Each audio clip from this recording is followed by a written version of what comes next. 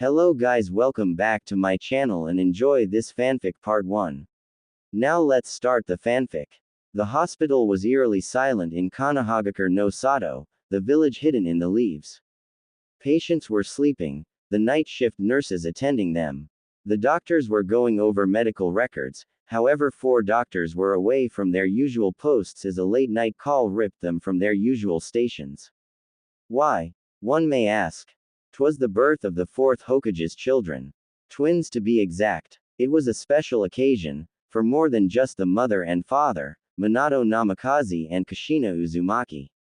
Minato was a 22-year-old man with spiky blonde hair with 2 bangs that framed his face, angular jaw, and piercing blue eyes. He often wore blue shinobi pants, black sandals, blue, long-sleeve undershirt with a Jonin flak jacket over it with a cloak with red flames licking the bottom and had the kanji for, the 4th Hokage, on the back. Kushina was a very beautiful 20-year-old woman with long, elegant red hair with a green clip holding it back from being in front of her face close to her left temple. She had violet eyes and cute round face that made men swoon. It was a special occasion for the father of Minato, Madara Uchiha, and half-brother of the twins going to be born, Obito Uchiha. Though Minato knew of neither's existence or their roles in his life. When Minato was born, his mother dying shortly after childbirth, after 1 year, Madara put him in an orphanage but not before placing seals at the back of both eyes as to not awaken the Sharingan. Thankfully, Minato did not receive the black hair. When Minato was 15, it was a week just after his birthday that he had listened to his senseis, Jiraiya of the Sannin, advice about practicing with the opposite gender so that he could be at least a little experienced when he and Kushina started to date and then have, even though the first time they had was when she also got pregnant. The lab rat, one would say, was Makoto Uchiha's older sister, Akira Uchiha. Akira was a loyal fangirl of Minato as to how easily she consented, and Minato had explicitly told her that this was a 1, maybe 2-time thing, yet she agreed wholeheartedly to the proposition. However, Akira had different plans and poked a hole in the condom Minato was going to be using when he wasn't looking, and when he asked her if she had taken her pill, she said yes, and so the two carried it out not once, but twice, Minato falling for the same thing twice as well.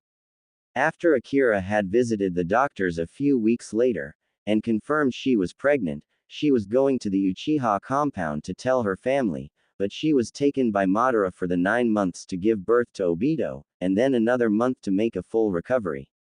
Madara instilled a sense of duty into Akira as to willingly give up Obito, but this was before placing a seal on her tongue as an assurance she would not spill anything, as well as effectively killing any affectionate emotions Akira had for Minato. She was secretly dropped off back at the Uchiha compound via Kamui. While the clan head did not ask questions, he just accepted his daughter back into the clan. And Kushina was oblivious to the whole thing. So for the past 7 years, Obito was trained vigorously with Madara in the Kamui dimension or in the real world. Anyone would be surprised by the fact that a 7-year-old could be on par with a low Chunin, and mid to high Chunin with his 2-tomoed Sharingan. His power would skyrocket when puberty would kick in because of the physical growth. Alright, Kushina-chan, push. Bawako, the wife of the 3rd Hokage, yelled as Minato held Kushina's hand. I am pushing. The red-hot habanero yelled back, making Minato hold back a chuckle. He looked at Kushina's heartbeat monitor to see it pulsing. She's under some pretty powerful sleeping agents, yet she's still awake. By Kami, Kushina, Bawako thought, though her musings were cut short. A roar cut through the entire village's sleeping time. It was silent except for Kushina's grunts of pain while Minato rushed over to the window to see the Kyuubi walking towards the village about 5 miles out. Kyuubi. What is it doing here? Wait. This could finally give us the one-up against Kumo we've been looking for. Minato shouted in his mind with glee, his will of fire burning furiously. Is that the Q-ah? Kushina was cut off as she experienced another shot of pain go through her system. Yes, Minato said in awe. We need a Jinchuriki, but who? There's no one giving birth right now except AHA. Minato turned to Kushina, of which had their firstborn in her hands. A boy they were going to call. Had he really zoned out enough to not hear her giving birth? Kushina. He started as a doctor took Naruto from her. Miniature earthquakes going all throughout Konoha as the Kyuubi made its way towards the walls about a mile out. Yes, Minato-kun. She chopped up the words as she held her stomach. You and I both know that the Kyuubi is what we need to get an upper hand with Kumo and the other villages, he trailed off. Ah, she cried out as she held her abdomen softly, the other baby about to be pushed through. Why yes, but we can't tame the Kyuubi. We need Jinchuriki abo absolutely not. She yelled before holding her abdomen yet again in pain. IW will not allow you to use our children. She yelled. Calm down, Kushina. You need to be calm or the baby won't come out. It will just hurt you and the baby in the long run. Bawako warned. Kushina calmed down but still met Minato with a stern gaze. It's the only way, Kushina. We can't let the Kyuubi go on a rampage throughout Konoha. We have to seal it. Minato yelled back. If there were any other children, I'd do it with them, but the child has to be at under a week old or the person must have extremely strong chakra coils. He said as the second baby was birthed. This one was a girl they would name, Kimiko. Mito-sama's life was hard when people knew of her status as a Jinchuriki. She stayed holed up in the Senju-si compound for most of the remainder of her life because people shunned her for being the demon. Kushina responded as she tried to stand but was only pushed back down by Bawako. We can't argue about this, Kushina. I'm going to hold off the Kyuubi. You need to make your mind up, because I will not allow that beast to destroy my village. He responded as he opened the window, threw a Hirishin kunai out of it before flashing away in a yellow light. He's right, Kushina-chan, the Sandame spoke as he entered the room in his samurai-like armor making her glare at him. However, I do not agree with the Jinchuriki being your children, his aged eyes traveling over to the two peacefully sleeping children in Kushina's arms. That was before his gaze traveled over to his wife's worried one. You're going out there, Koi? She asked worriedly while Hiruzen nodded. It's my duty, he spoke with a soft smile before walking over to her to kiss her on the forehead. What gives him the right to do that to my children? Kushina shouted, making the newly named Kimiko and Naruto, of which were wrapped in blue and pink blankets depending on their gender, to shift slightly. It's his duty as Hokage to do what's best for the village, but remember, I do not agree with him. Mito-sama's life was hard and cruel, but maybe these villagers will see these two in a different light.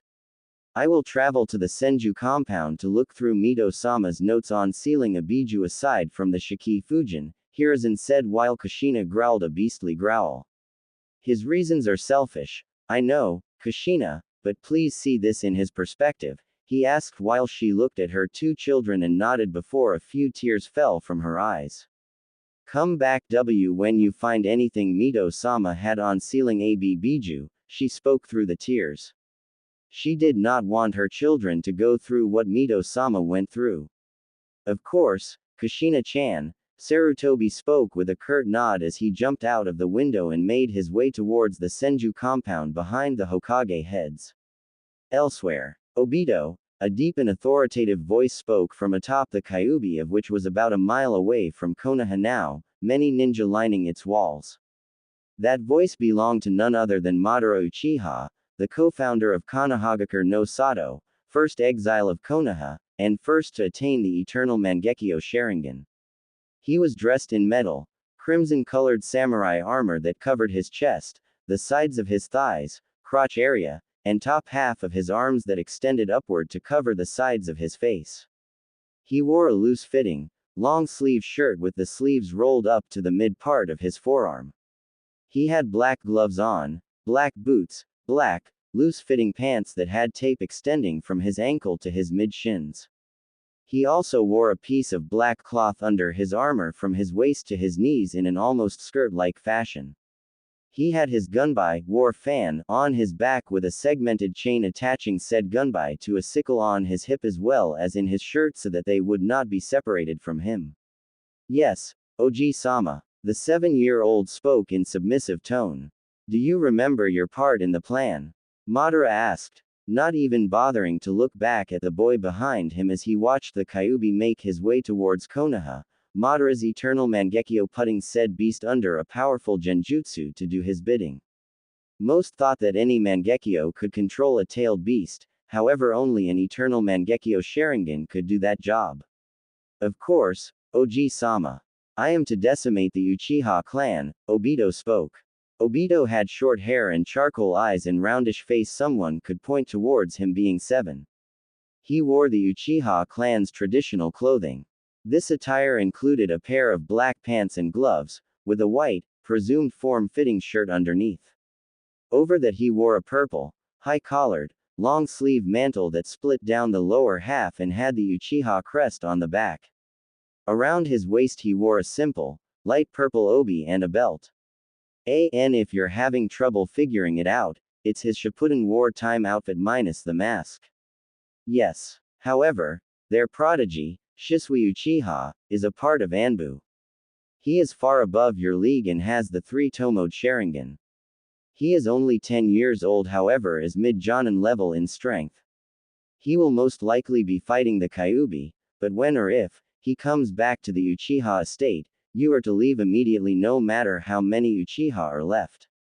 Am I clear? Madara said commandingly while turning back to look at Obito, of which the former had his eternal Mangekyo Sharingan active. Yes, Oji-sama, Obito spoke as he disappeared in a puff of smoke signifying he had left in a shunshin. The heir to my name will be decided between Minato's 2 sons. The daughter is unimportant, he told himself. He then jumped off the Kyuubi just as the 9-tail swiped at village's walls with its clawed hand. Madara heard screams as he made his way to the top of the Hokage monuments to overlook the destruction about to be caused personally. He crossed his arms as the wind blew his mane of black hair and clothing. Madara didn't blink as the Kyuubi let compressed, and albeit weaker, forms of the Bijudama be released into the village, causing fires to start and for people to die. He released a chuckle as he watched the civilians cower to their bunkers and for the shinobi to try and fight the mighty 9 tails. I trust everything is going according to plan. Madara spoke as he felt a presence appear behind him, not even bothering to look to see the Sandame walking up to him. Yes. I am going to the Senju compound now to receive the necessary sealing supplies to seal the Kyuubi. As Obito heading towards the Uchiha compound, Hiruzen asked before he flinched as he watched the carnage unfold in the village hidden in the leaves. Yes, he is. I see Minato's quest for power is getting the better of him. When I acquire Minato's other son, I will have a blood clone take his place. What are you planning to separate the Kyuubi into? Madara asked, still not looking at Hiruzen. I was planning to split the Yin chakra into young Naruto, the Soul and Yang chakra into Kimiko, Hiruzen explained. Good. The blood clone will have no traces of the Kyuubi's chakra, thus making it to where Minato's wife and Minato will focus more on the girl more than Naruto. Blood clones share not only experiences but emotions as well.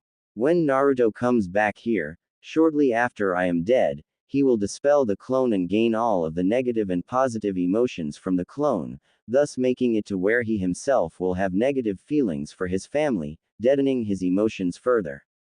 He will be the perfect replacement for me, or Obito, and young Obito has a head start already. Madara finished with a restrained grin. What will my part in this be? The Sandame asked as he took in the information being placed before him. You will train the blood clone while I train the real Naruto in either the real world or the Kamui dimension. It will be the equivalent to 30 years of training when he receives the memories from his clone.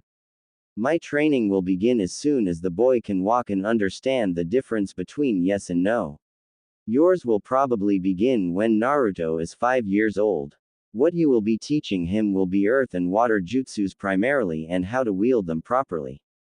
I will teach him his fire affinity, chakra control, and how to properly wield his Sharingan like a true Uchiha should. Madara spoke as he watched the 4th Hokage redirect a giant Bijudama with his beloved Hiroshin technique.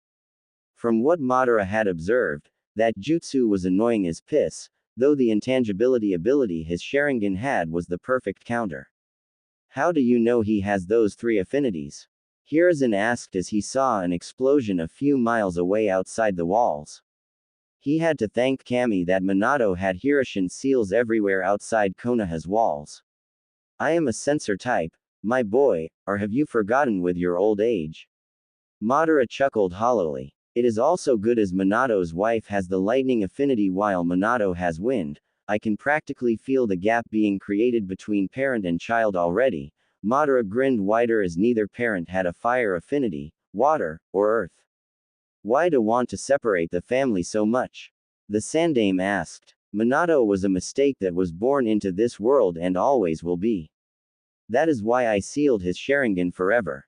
He has given me heirs to my name, yes, but he was nothing more than a catalyst to something greater and always will be. Obito and Naruto are the prime examples, Madara continued to explain as he watched Minato summon a giant frog to combat the fox. As to why, like I told you, Naruto must be free of burdens such as his family if he wants to progress.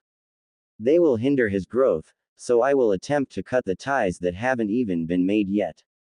Silence ensued save the Kyuubi's occasional roar and the shouts of shinobi below. Have you sent a clone to gather the required materials? Madara asked the former Hokage. I did as soon as you arrived on top of the monument, the 50-year-old man explained. Good, Madara responded before a chuckle escaped his lips. Remind me again why you serve me? He asked with some mirth in his voice. In my old age, I seem to have forgotten. You don't look a day over 30, Hiruzen chuckled. You raised me when I lost my parents in the First Shinobi World War. You trained me, you looked out for me, and you will always have my allegiance, to Sama, Hiruzen spoke while Madara chuckled once more. Good, he said simply as his dojutsu-enhanced eyes caught sight of Obito running along rooftops towards the Uchiha district. With Minato. 10 minutes earlier. Minato disappeared in a flash of yellow just as a beam of raw chakra fired from the nine tails impacted a building next to him resulting in the decimation of said building, a fire starting in the husk of the massive wooden tile. I'm gonna have to pay for that later, at least the cost is well worth the reward, he chuckled as he landed on a nearby roof just as several Anbu landed around him in the kneeling position. Hokage-sama, what are your orders? One spoke in a calm voice. This on had a beige cloak on signifying that he was the Anbu commander as well as a Inu mask that had thick, pointed stripes originating from the forehead, and either cheek. We are to hold off the Kyuubi until the Sandame gathers the necessary materials for its sealing, Minato spoke while each nodded. He noted that one had on a hawk mask, short black hair, and charcoal eyes, marking him as none other than Shisui Uchiha, the Uchiha prodigy as well as pride and joy. He had a tanto Japanese short sword, strapped to his back as well as traditional Anbu armor. Hawk, you are to gather any available genin and escort the civilians in the eastern part of Konoha to the bunkers. Salamander, Cat, you two are with me, Minato told the three Anbu while each nodded, Hawk shunshining to the eastern half of Konoha to gather the genin stationed at the academy, the Anbu commander going to gather any other Anbu, Jonin and Chunin to attack the Kyuubi head-on. In a flash, Minato and the two Anbu flew off into the night, screaming civilians below them as they rocketed towards the roaring Kyuubi, its tails flailing around menacingly as it stomped its massive foot down onto the ground, killing any civilians or shinobi unlucky enough to be below the paw. Buildings were decimated as the beast walked through Konoha and fires raged. Civilians were screaming as they thought the apocalypse had begun. Jutsu after jutsu flew at the giant beast, only for it to shrug the attacks off. The Nine Tails was a few hundred yards inside Konoha as the Yondaime stood in front of the beast with a mass of shinobi and kunoichi behind him making it look down at the blonde-haired man. Minato swore he saw the beast crack a grin before he saw it charging a Bijudama making the Hokage's eyes go wide as he looked behind him in the direction of where the beast wanted to fire the giant orb of destruction. It wanted to fire at the hospital. So the beast has some sort of intellect after all, Minato thought as he disappeared in a flash of yellow towards the hospital. I hope this works, he muttered as he prepared a Hirishin kunai just above Kushina's hospital room. The orb of destruction flew over buildings as it rocketed to the 4-story high hospital. It would have impacted had not Minato's Hirishin redirecting it to a training ground outside the village. Minato flashed back to the battleground of destroyed building and dead leaf shinobi and kunoichi. Looks like I'll need help for this one, he spoke as he flew through hand seals and then bit his thumb before slamming it to the ground, seals spreading everywhere just as a large toad was summoned. Gamabunta. Minato yelled out to the frog he was sitting on. Wait, what the hell? What do you need my help for, Yaki? Gamabunta roared just as he looked forward. Oh, hee, Kyuubi, well never mind, the giant frog chuckled. You need my help, he asked his summoner, of which nodded. I'll try my best then, Yaki, Bunta said as he jumped in the air, drawing his sword quickly to bring it down towards the 9 tails only for said Biju to jump back, closer to the destroyed section of the walls. With Obito, the young Sharingan wielder ran stealthily along the rooftops of Konoha towards the Uchiha district, eyes glancing towards the Hokage monument where his Oji-sama was located. Madara had explained to him why the current Uchiha clan had to be wiped out. He explained that it had to be replaced by true Uchiha such as Obito's half-brother and himself. Obito ran and ran until he made it to a large, pale blue gate that looked to be sealed tight with Uchiha crest embroidered on it. This must be it, Obito thought as he jumped on a nearby roof to see a couple dozen Uchiha in Chunin or Jonin flak jacket vests being preached to what Obito presumed is the clan head in a courtyard. Explosive tags and a Kaiden jutsu should do the trick, Obito thought as he drew several kunai and attached explosive seals onto them. He had 4 kunai in his left hand while his right hand went through single-handed hand seals. And it is our duty to not get involved in this fight and to preserve the Uchiha name so that we may carry on the Sharingan. Fugaku was cut off as 4 kunai embedded themselves in 4 different Uchiha's skulls before the kunai each went off, incinerating 8 other Uchiha caught in the blast radius. The clan head turned to his right only to see no one there, though he did look farther behind him to see a small child in purple attire, that in a large fireball. Kaiden. Gokaku no Jutsu. Fire release.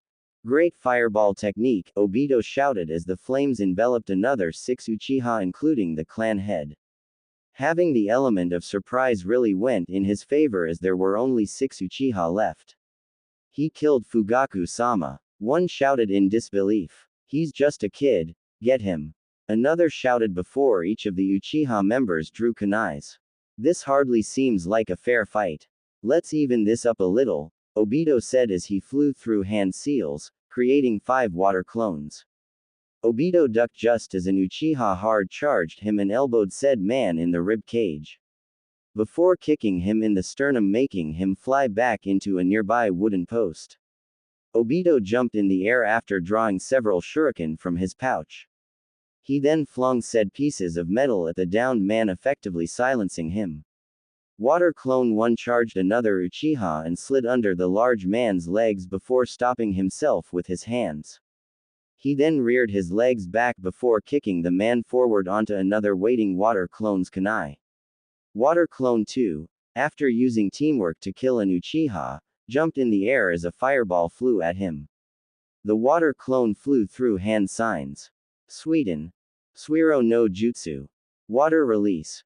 Water prison technique, it yelled as an unsuspecting Uchiha was trapped in the newly formed sphere of water, slowly drowning. Another Uchiha growled as he charged Water Clone 2, however, he was intercepted by a hail of kunai from his left. He spun in the air before landing on the ground, his 2-tomode Sharingan activating as he did so. Water Clone 3 said nothing as its own Sharingan activated. The older Uchiha gasped. What? An Uchiha? Why are you doing this to your own clan, boy? He growled out as he drew several kunai in each hand. The Water Clone said nothing again as it charged the man only to stop as the clan leader, Fugaku, phased in front of him with a tanto in hand. Before the Water Clone could react, the short sword swiped through it, resulting in it dropping into a pool of water. Obito was shocked as he looked at the singed face of Fugaku. I killed him. He shouldn't be alive. Having killed an entire bandit camp 2 months ago, Obito had already taken his first life, so now it didn't really matter. Obito did a series of flips as he flung a hail of kunai at the clan head. Kunai Kage Bushin no Jutsu. Kunai Shadow Clone Technique, Obito shouted as the 8 kunai transformed into 80. The attack had kicked up a lot of dirt, though once it cleared, it seemed that Fugaku had used the previous member as a substitution for himself. Kaden. Gokaku no Jutsu. Fugaku shouted behind Obito, making the 7-year-old turn around to dodge a large fireball. Fugaku flipped onto a nearby building just as the water prison deactivated, signifying the Uchiha inside was dead. A water clone appeared in front of him, offering a kick to the side of the head, only for Fugaku to draw a kunai before blocking the kick. The clone flipped backward only for Fugaku to appear behind him and behead him, making the clone turn to water. Fugaku jumped into the center of the courtyard to see all 24 of the Uchiha dead and only himself remaining. His 3-tomoed Sharingan activated just as Obito and the 3 surviving water clones to appear around him, each of them having their Sharingan activated. Why would you do this to your own clan, boy?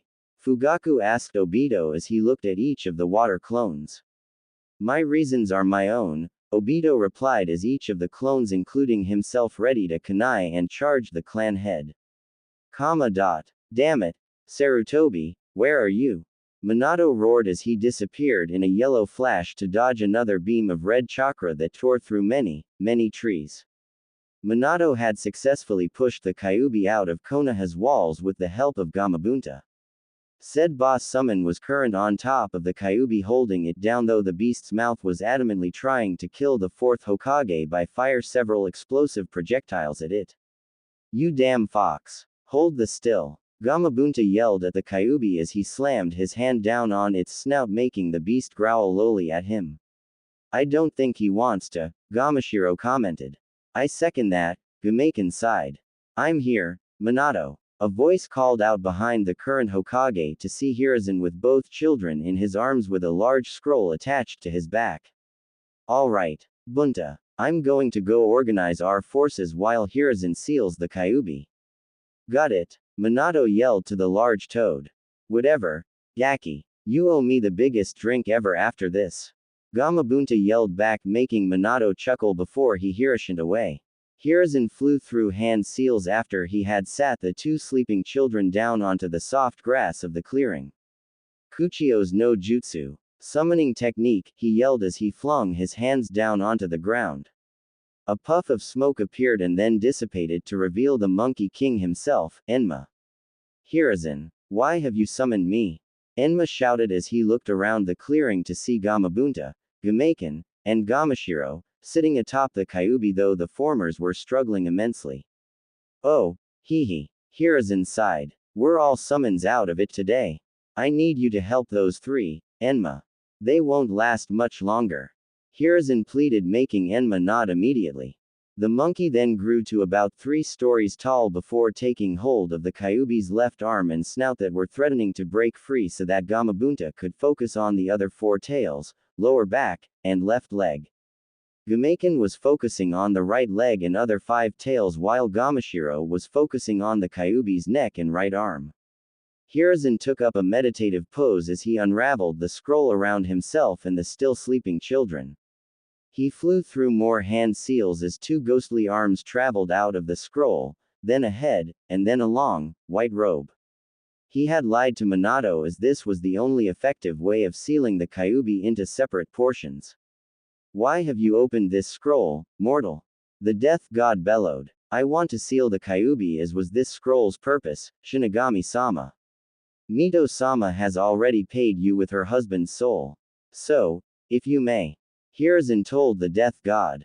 So you want to follow up on her deal then, Then I am no one to argue, the Shinigami chuckled darkly as he turned to the Kyuubi. Who would you like me to seal this in, mortal? I would like you to seal the Yin chakra into the boy here, he said, pointing to Naruto, and to seal the soul and Yang chakra of the Kyuubi into the girl, Hiruzen finished as he pointed to the sleeping form of Kimiko. So you say, it shall be so. The Shinigami chuckled again as he drew the dagger from his mouth before letting his ghostly hand extend toward the Kyuubi while the other arms separated into two and then into Naruto and Kimiko. With Obito. So, this is how it ends. I die T to a kid. What kind of clan head am I? Fugaku chuckled weakly as he spat on the ground to get rid of some of the blood in his mouth. He gazed around the destroyed and aflame courtyard and smiled weakly. He had at least 6 kunai sticking out of his back. Seeing as how I about to dies, why not spare a dying man the knowledge of who sent you? He asked the bleeding but standing Obito. Obito's uniform was cut in many places, he had a scar going across his cheek, and had Fugaku's tanto in hand. Obito thought about it and prepared the tanto to decapitate Fugaku. It is time for new and better Uchiha to take the title of the Uchiha name from your pitiful souls. My name is Obito Uchiha, bastard son of Minato Namikaze, and grandson to Madara Uchiha. And I am your executioner. Obito finished as he looked at the wide eyes of Fugaku before beheading said man, letting the head roll to the ground before the body fell with it. Obito's eyes traveled to a nearby woman who was on her knees at the doors of the main Uchiha mansion. Sochi, she said weakly, making Obito's eyes widen briefly. The woman was wearing a simple blue kimono with an undershirt. She had charcoal eyes, soft complexion, and long black hair. Who are you, woman? Obito demanded as he walked up to her only for her to envelope him in a hug. My name's Akira, and I'm your K-Ka-san, Sochi, she said with a large smile as she held left hand up in a peace sign just after she released him from the hug. Madara-sensei told me to expect you to be here, he told me to kill you and everyone else. Obito trailed off impassively though Akira's smile never faded from her face. He then began to tear up. But, I can't do it, Ka-san. Obito cried as he clung to her. She merely ruffled his hair and offered him another smile. I understand Sochi-kun, I'm not afraid to die by your hands, but if you can't do it, then just knock me out and keep on with Madara-sensei's mission he gave you, she said happily. He could tell she wasn't lying when she said she wasn't afraid to die, but just nodded to her and smiled before wiping the tears. He appeared behind her with an elbow to the neck, effectively making her black out but not before muttering one last sentence. I love you, Sochi-kun. Obito smiled slightly as he walked through the estate. I love you too, Ka-san, he said as the slaughter began. Unknown to him, a set of red eyes were watching him with a small smile on the beholder's face. With Hiruzen, the three-toed summons dispersed just as the Kyuubi was sealed in its respective containers, with Enma dispersing shortly after the toads. Each of them grumbling that they would get some pretty big treats for what they did. The Shinigami, however, stayed behind to look at Hiruzen and then to sniff the air. So, you've been dealing with Madara Uchiha, have you? The death god chuckled darkly. Hiruzen picked up the two children and smiled at them before looking at the Shinigami. Yes, I have. I serve him because I owe him my life, Hiruzen explained. Then tell him, he had better do what he has to do quickly. His borrowed time is running out. The death god chuckled again before dispersing into thin air and for the scroll used earlier to burn up in a blue flame. I have 15 years, just in case you were wondering, Hiruzen, Madara explained just as he came out of a swirling vortex. So, will the last time I ever see you in person again, Tusama? Hiruzen asked sadly. Yes, Hiruzen, you do, however, get the privilege of training the possible heir to my name. So do cheer up, Madara chuckled. I won't disappoint you, Tusama, Hiruzen said with determination in his aged voice. Now, Madara trailed off as he drew a kunai and took Naruto from the Sandaime Hokage. He then pricked the young boy's arm, making him whine slightly so that a drop of blood could trail down his arm. Madara did a single hand sign and the drop of blood that had then fallen to the ground, morphed into an identical-looking baby, a blood clone, the Jinchuriki seal on its stomach gone and a second blue blanket around its form. Hiruzen picked the baby up while Madara looked straight into Naruto's now awake blue eyes. He had no blemishes on his skin, just a normal-looking baby with blue eyes and blonde hair. Anaka no whisker marks. Madara cast his gaze over to Kimiko and scoffed. She had blue eyes, 6 whisker marks, and red hair. This was a game only two could play. Kimiko would only hamper his game. After all, only a male Uchiha could take Madara's name. Madara nodded in Hiruzen's direction. Goodbye, Sochi, Madara said as he disappeared in a vortex. Hiruzen smiled sadly. Goodbye, To-sama, he whispered. Seconds later Minato arrived with several Anbu around him. So you sealed the Kyuubi into Kimiko? Minato asked as he saw the whisker marks that weren't there earlier. Yes. Kimiko had similar chakra to Mito-sama's if I remember, so I thought it best to seal the beast inside of her, Hiruzen lied. Minato, however, nodded. All right. Good work. All of you. We have successfully reclaimed the Kyuubi. Minato cheered as the Anbu did as well. To please my wife, however, this will be an S-rank secret. Do not speak of her status to anyone unless I give permission. Am I clear? Minato commanded as the Anbu immediately silenced before nodding. Some, however, muttered the word, whipped, making chuckles go around. Good. Now, rest up. We have rebuilding to do tomorrow, he said with a smile, making the Anbu groan. With Obito. Slaughter. That was the only word to describe what it was like in the Uchiha compound. No, more like massacre. That was the word one could describe it as. The Uchiha massacre. Bodies littered the homes and streets of the Uchiha district. Every man, woman, child, and infant was slaughtered by one man, one boy. There was only one family after that, and it was the clan head's family. Comprised of a Zane Uchiha, female Itachi, anyone. Check profile for link. The 2-week-old Sasuke, original name I know, check profile for link. Uchiha, and their mother Makoto Uchiha. Obito made his way through Fugaku's old home towards the bedroom. That was the only room left as he had searched the whole home. He was down the hallway away from the master bedroom, tanto in hand with blood dripping from it, signifying he had just made another kill. He was right in front of the door when he opened it to find Makoto cradling Sasuke while Azane was in front of the bed with a kunai shakily in hand. Gee, get out of here. I don't want to hurt you, she stuttered as Obito looked at her impassively. She was wearing a pair of black shorts with a typical high-collared Uchiha vestments.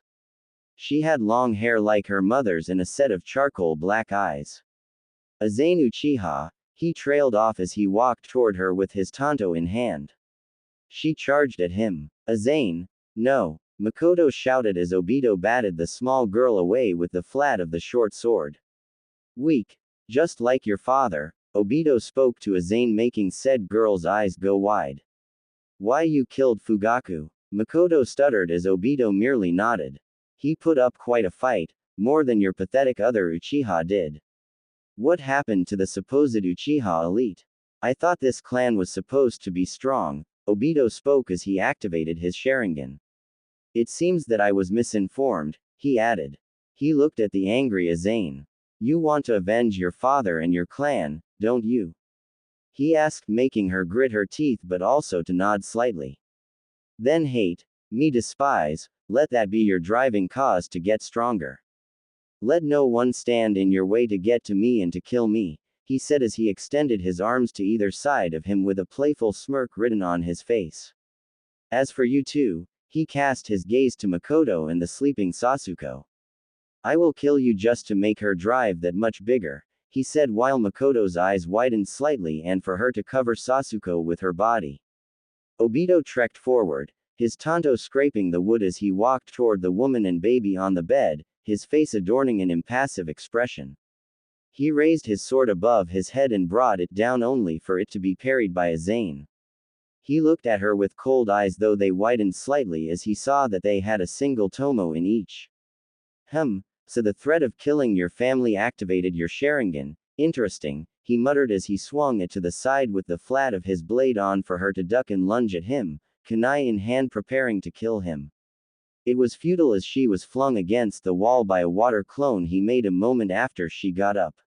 Pitiful, Obito spoke, using the talk as mind games to mess with her head and for her to become angry. He looked at Makoto and the infant. Now, where were we? He said as he started to walk towards them only to stop as a person with black hair, hawk mask signifying his place in Anbu, and Tonto in hand phased in front of him. Obito jumped to the other side of the room, his Tonto readied but then his stance slackened as he remembered his grandfather's words. Shisui Uchiha, he looked in the eyes of said Uchiha only to find them missing the Tomo but with a black shuriken in its place. The Mangekyo Sharingan, then you are truly out of my league. Obito paused as he started to swirl away in vortex. Remember my words, Azane Uchiha, he said as he phased out of existence just as Shisui swiped at him. Damn it, Shisui cursed as he turned around to comfort Makoto-sama and her daughters. Kamui Dimension, I'm proud of you Obito for not killing your mother, Madara spoke as he cradled the infant Naruto in his arms as he rocked back and forth. He offered the infant a soft smile to Naruto making the baby giggle happily. Why, Ojii-sama. I failed you, Obito spoke submissively. You exuded the will to not follow an order from someone far stronger than you. That takes a strong will to do. For that, I am proud of you. As well as leaving the clan head's former family alive. You could have killed each of them if you wanted to, but you gave each of them something to think on. A goal to achieve, Madara spoke. Good job, he added making Obito blush slightly under the praise. This is your new Otudo, Obito, he said as he showed Obito the smiling Naruto. It looks like you have competition now, Madara joked while Obito chuckled nervously. Nice to meet you, Otudo, Obito smiled as he took Naruto from Madara's arms just as Naruto pulled on Obito's collar. He likes you, Madara chuckled as he gazed at the two half-brothers.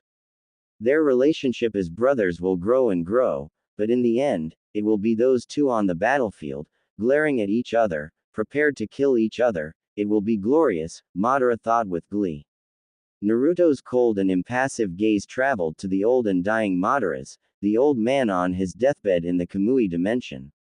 It had been 15 years of absolute torture from the old man.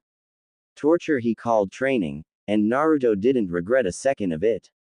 One part of the training required Naruto to raise a rabbit. A simple rabbit for 1 year, and then kill it before skinning it, gutting it, and then eating it. It was either that or lose a hand, and Naruto chose the former. It was brutal yet effective way of teaching Naruto how to kill and to not get attached to things.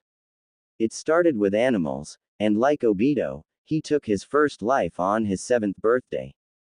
That also led to the development of the second Tomo in his Sharingan also like Obito.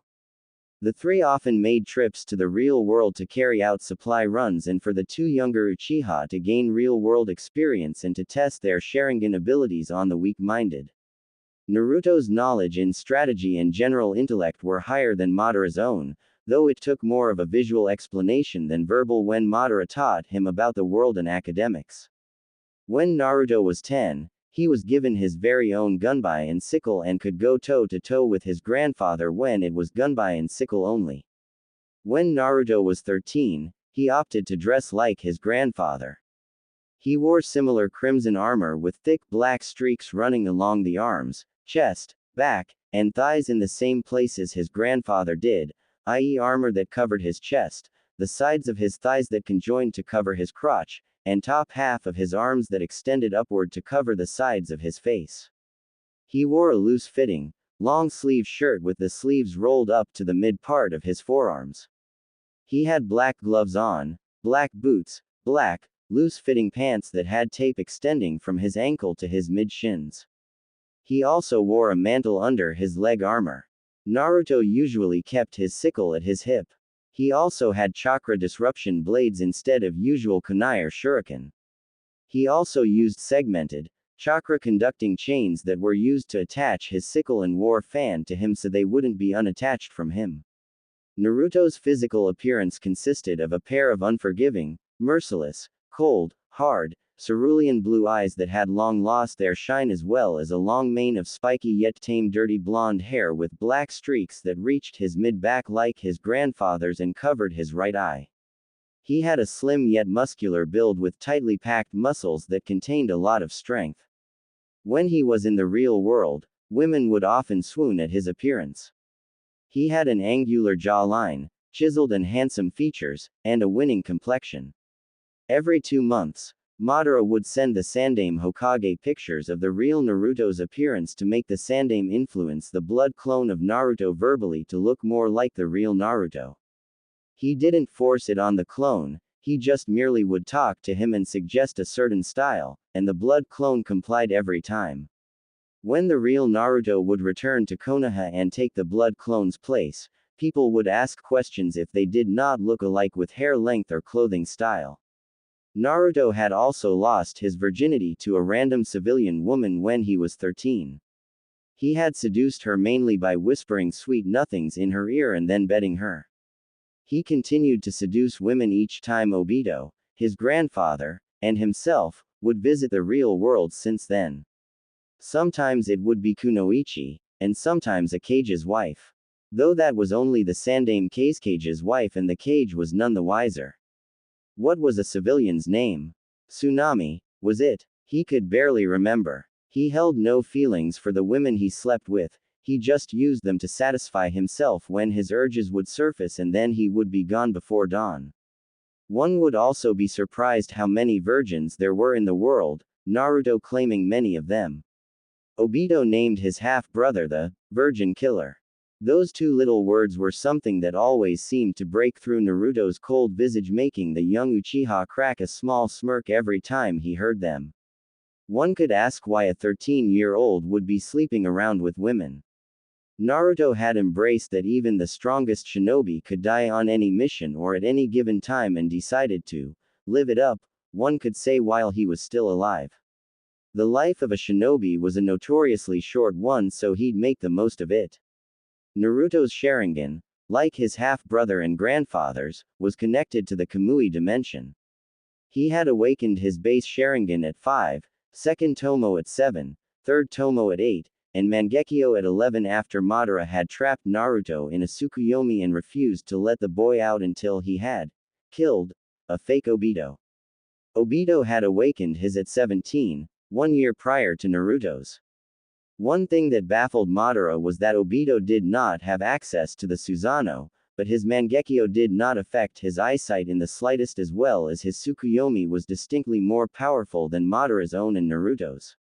Thus making it to where Obito's Mangekyo could control a Biju because of its magnificent genjutsu capabilities, with the Sanbi being the training dummy. Thought Madara was sure that without an eternal Mangekyo, Obito's Sharingan couldn't control above the 5 tails. Naruto's Mangekyo was distinctly shaped like a Fuma Shuriken, and his Susanoo was distinctly stronger than Madara's. Naruto's Stage 2 Susanoo could go up against Madara's Stage 4, and Naruto's Stage 4 Susanoo could go up against his grandfather's final Susanoo. Naruto's adeptness in his fire affinity was just below his grandfather's in that regard. He could now cast Kaden Gokaku no Jutsu, Fire Release, Great Fireball Technique, with a single hand seal and start fires with a snap of his fingers.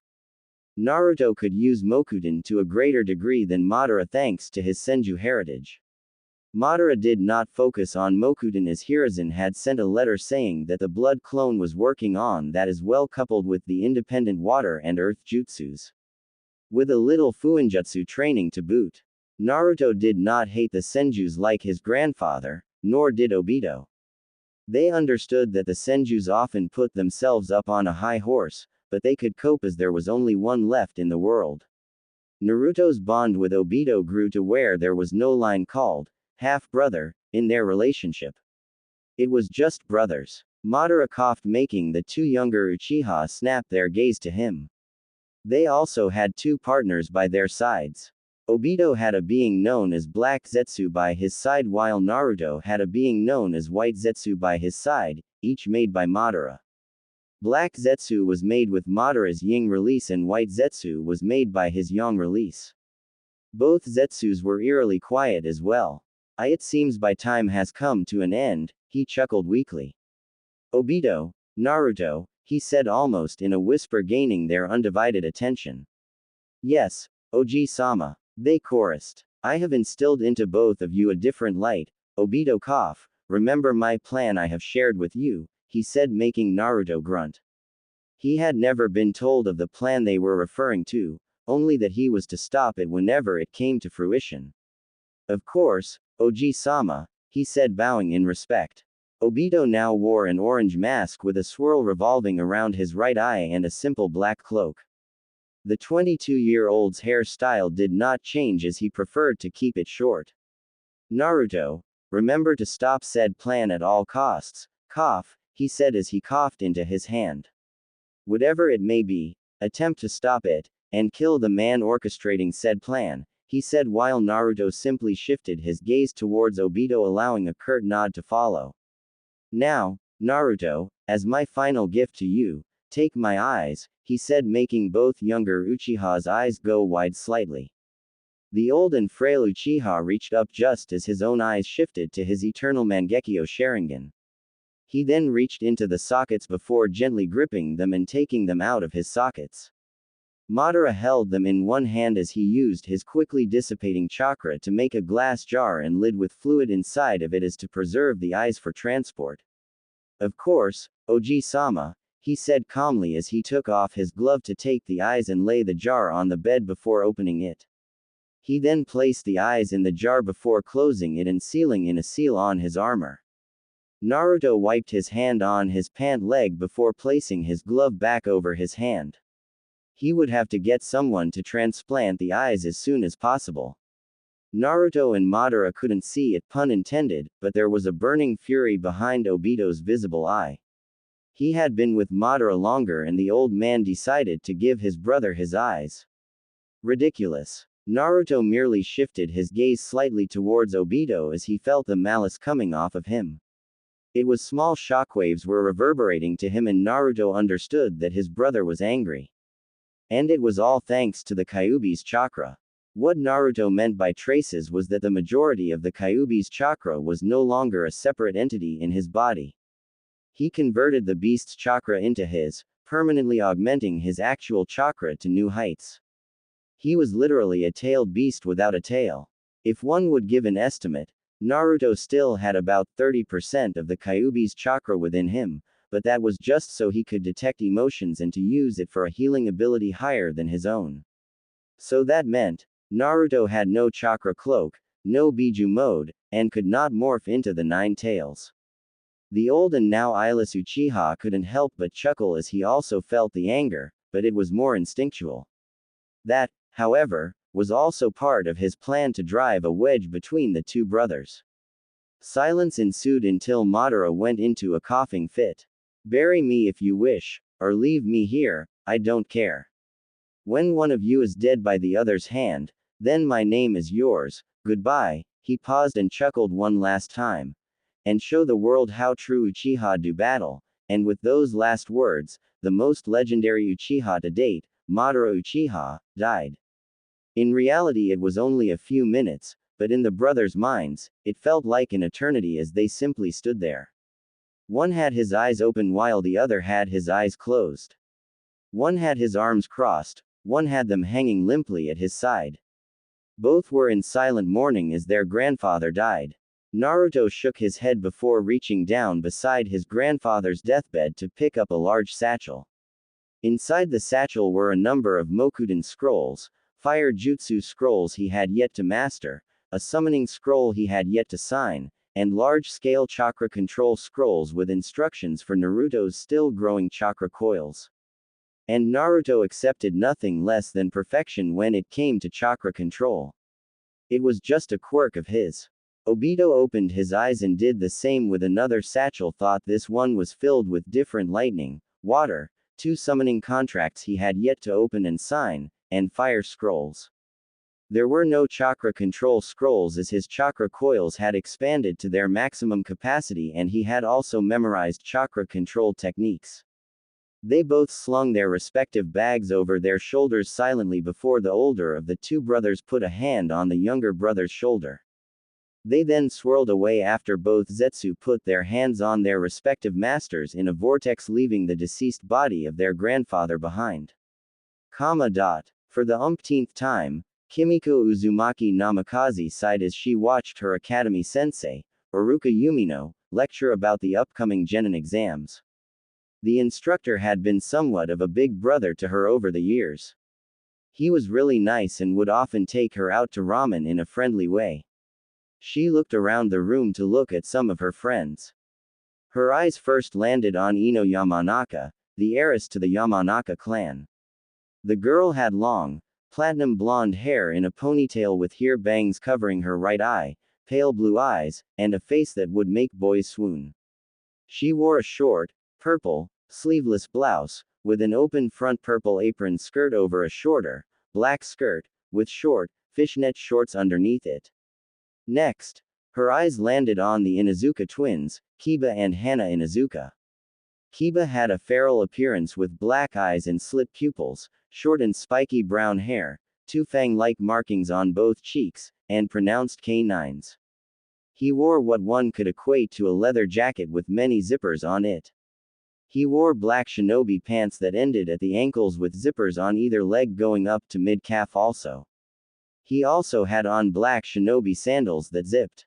His dog, Akamaru, was a large white dog that often sat beside his desk in class. Hana Inuzuka was the tamer-looking one of the two twins.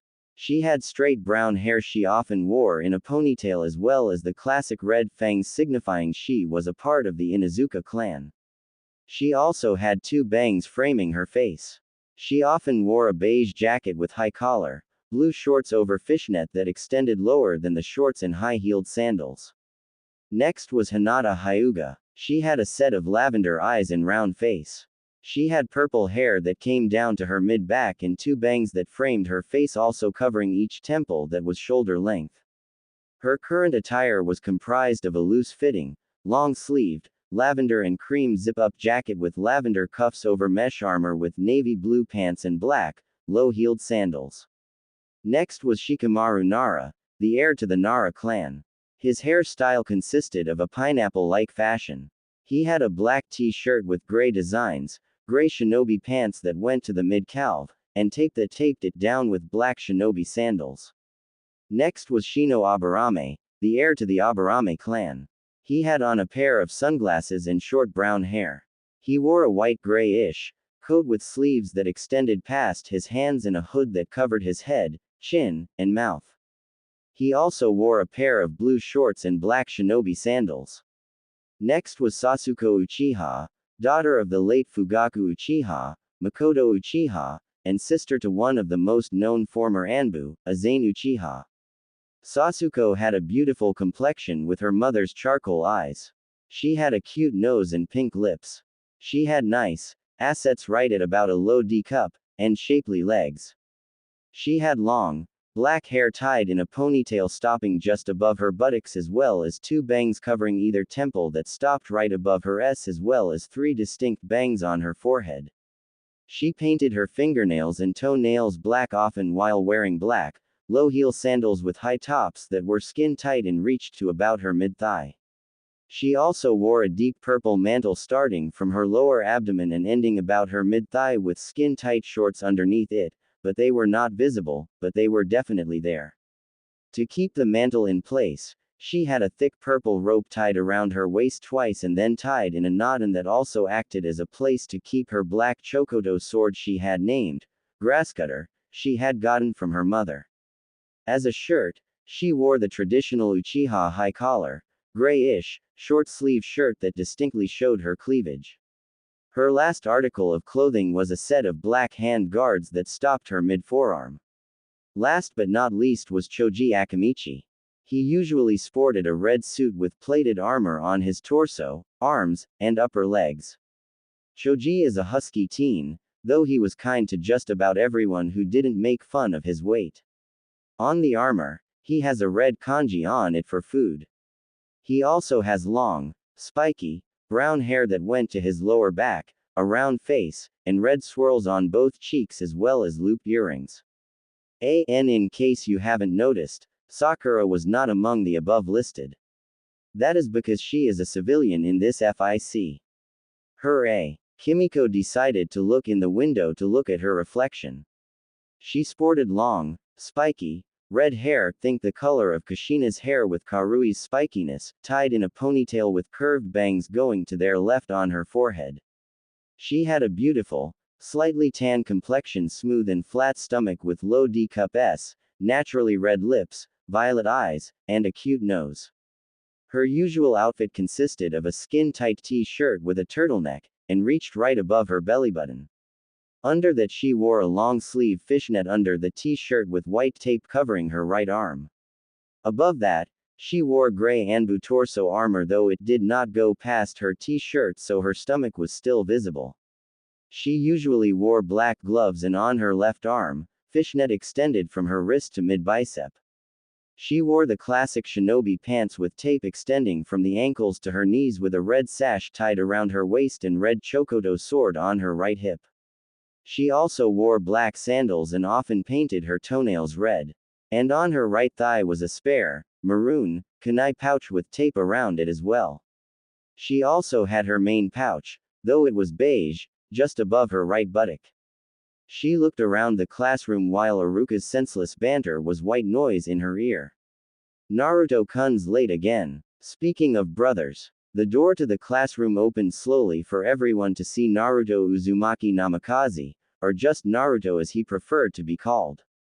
Some villagers that didn't hate him would often refer to him as Naruto Sarutobi because of how often the young man spent with the Sandaime. Naruto refused to be acknowledged as an Uzumaki or Namikaze in anyone's eyes because of what happened when Naruto was 8. Something that was rightfully his, something that was his birthright, his one dream was taken away from him, and most people were none the wiser, except for Kimiko and a few select others. 7 years ago. Why don't you want to go to your birthday, Naruto-kun? Hiruzen asked the 8-year-old boy, of which was panting after learning Suiryuden no Jutsu, water release, water dragon technique. The technique was made possible by the boy's extremely large chakra reserves, but took a toll on him because of his lack of control he would eventually be learning. The boy's eyes immediately hardened at the mention of the current day. Naruto's current appearance consisted of spiky dirty blonde hair with black streaks that went down to his shoulders, simple black t-shirt and gray shorts. You know there's no one there for me, Naruto mumbled as Hiruzen pulled the boy in a one-armed hug as they looked up at the multicolored sky that was dusk. What about Kimiko-chan? Hiruzen asked. I don't want her to be sad because of me, Naruto responded. I know that isn't the only reason, Naruto-kun, Hiruzen spoke while Naruto deflated slightly. I don't want to go back, he said simply. Why is that? The former Hokage asked. I don't like it when Tu-san and Ka-san forget about me in favor of Ne-san. I know Ka-san doesn't do it intentionally, but I have the feeling Tu-san does it for some unknown reason, Naruto said, making Hiruzen narrow his eyes. The real Naruto, from what I've been told from the letters, is beginning to be just as cold as Tu-sama. When he gets back, he will probably be even colder, when the emotions transfer to him, Kami, but I know it's for the best, Hiruzen thought as he was planning to honor his Tu-sama's last wish. Is there another reason, Naruto-kun? The aged shinobi asked. You know there are a number of civilians there, and the civilian council, Naruto responded sadly. If Hiruzen was any less adept at keeping his emotions in check like a proper shinobi, then he would have went ballistic. Damn you, Minato. Why did you have to tell the council anything 2 years ago? Damn you. Naruto is not a scapegoat, damn it. He shouted internally. Well, aren't Makoto-san, Sum-san, Sasuke-chan, Shisui-kun, and Azane-san there as well? What about Kiba-kun and Hana-chan? Hiruzen asked, making Naruto's eyes brighten a little bit. I think I'll go, Ojii-san, Naruto smiled slightly. I'll go get Bawako-chan, and we will escort you, the aged man smiled. Naruto smiled and hugged his Ojii-san before getting up to go get on a fresh pair of clothes he had brought with him earlier. Bawako Sarutobi, Hiruzen, and Naruto were each walking towards the Namikaze estate, each of the villagers metaphorically being turned to ash each time they sneered at the young Uzumaki or glared at him, though Bawako was doing most of the work with that fiery and overprotective gaze of hers. Did you and Hiruzen-kun have fun training today, Naruto-kun? Bawako asked with a small smile. Naruto's eyes gleamed. Yeah, Obaa-san. I learned a new jutsu today, too. Maybe I can show you tomorrow. He smiled, making her chuckle. Why don't you spend tomorrow with your family? She asked softly, making him deflate somewhat. I guess, Obaa-san, he said with a soft smile, making her heart harden towards Minato even more. The boy should love his family more than he does. You can show me the day after. She smiled as they walked, making him smile back. It took another 10 minutes to get to the Namikaze estate. It was large, but nowhere near as large as the Hyuga district or abandoned Uchiha district, the main family and Shisui opting to live in a single house on the other side of Konoha. Naruto reached for the door handle hesitantly, though Bawako beat him to it. He turned around to see her with a sad smile on her face. She then opened the second of the two doors to reveal birthday decorations, a large cake on a white table. There was confetti everywhere on the ground and furniture. There were also many people there. The remaining Uchiha, main family of the Inuzuka clan, as well as Chozo with his son and wife, Shikaku, his wife Yoshino, and Shikamaru, Inoichi, his wife and daughter. Suddenly a voice called out, Naruto ni. A small voice said, making Naruto turn his gaze to see his little sister in a pink kimono with her hair up in a ponytail ending at her shoulders. Hey, Kimiko-chan, he smiled as she enveloped him in a hug. Naruto hesitantly returned the hug, making Kimiko smile. Naruto wasn't around much, not for dinners, not for family night, not when Minato and Kushina would pick the two up from the academy, he'd just be gone. She didn't know why, but Naruto just had the underlying feeling he wasn't wanted around the home, not with his father home anyway.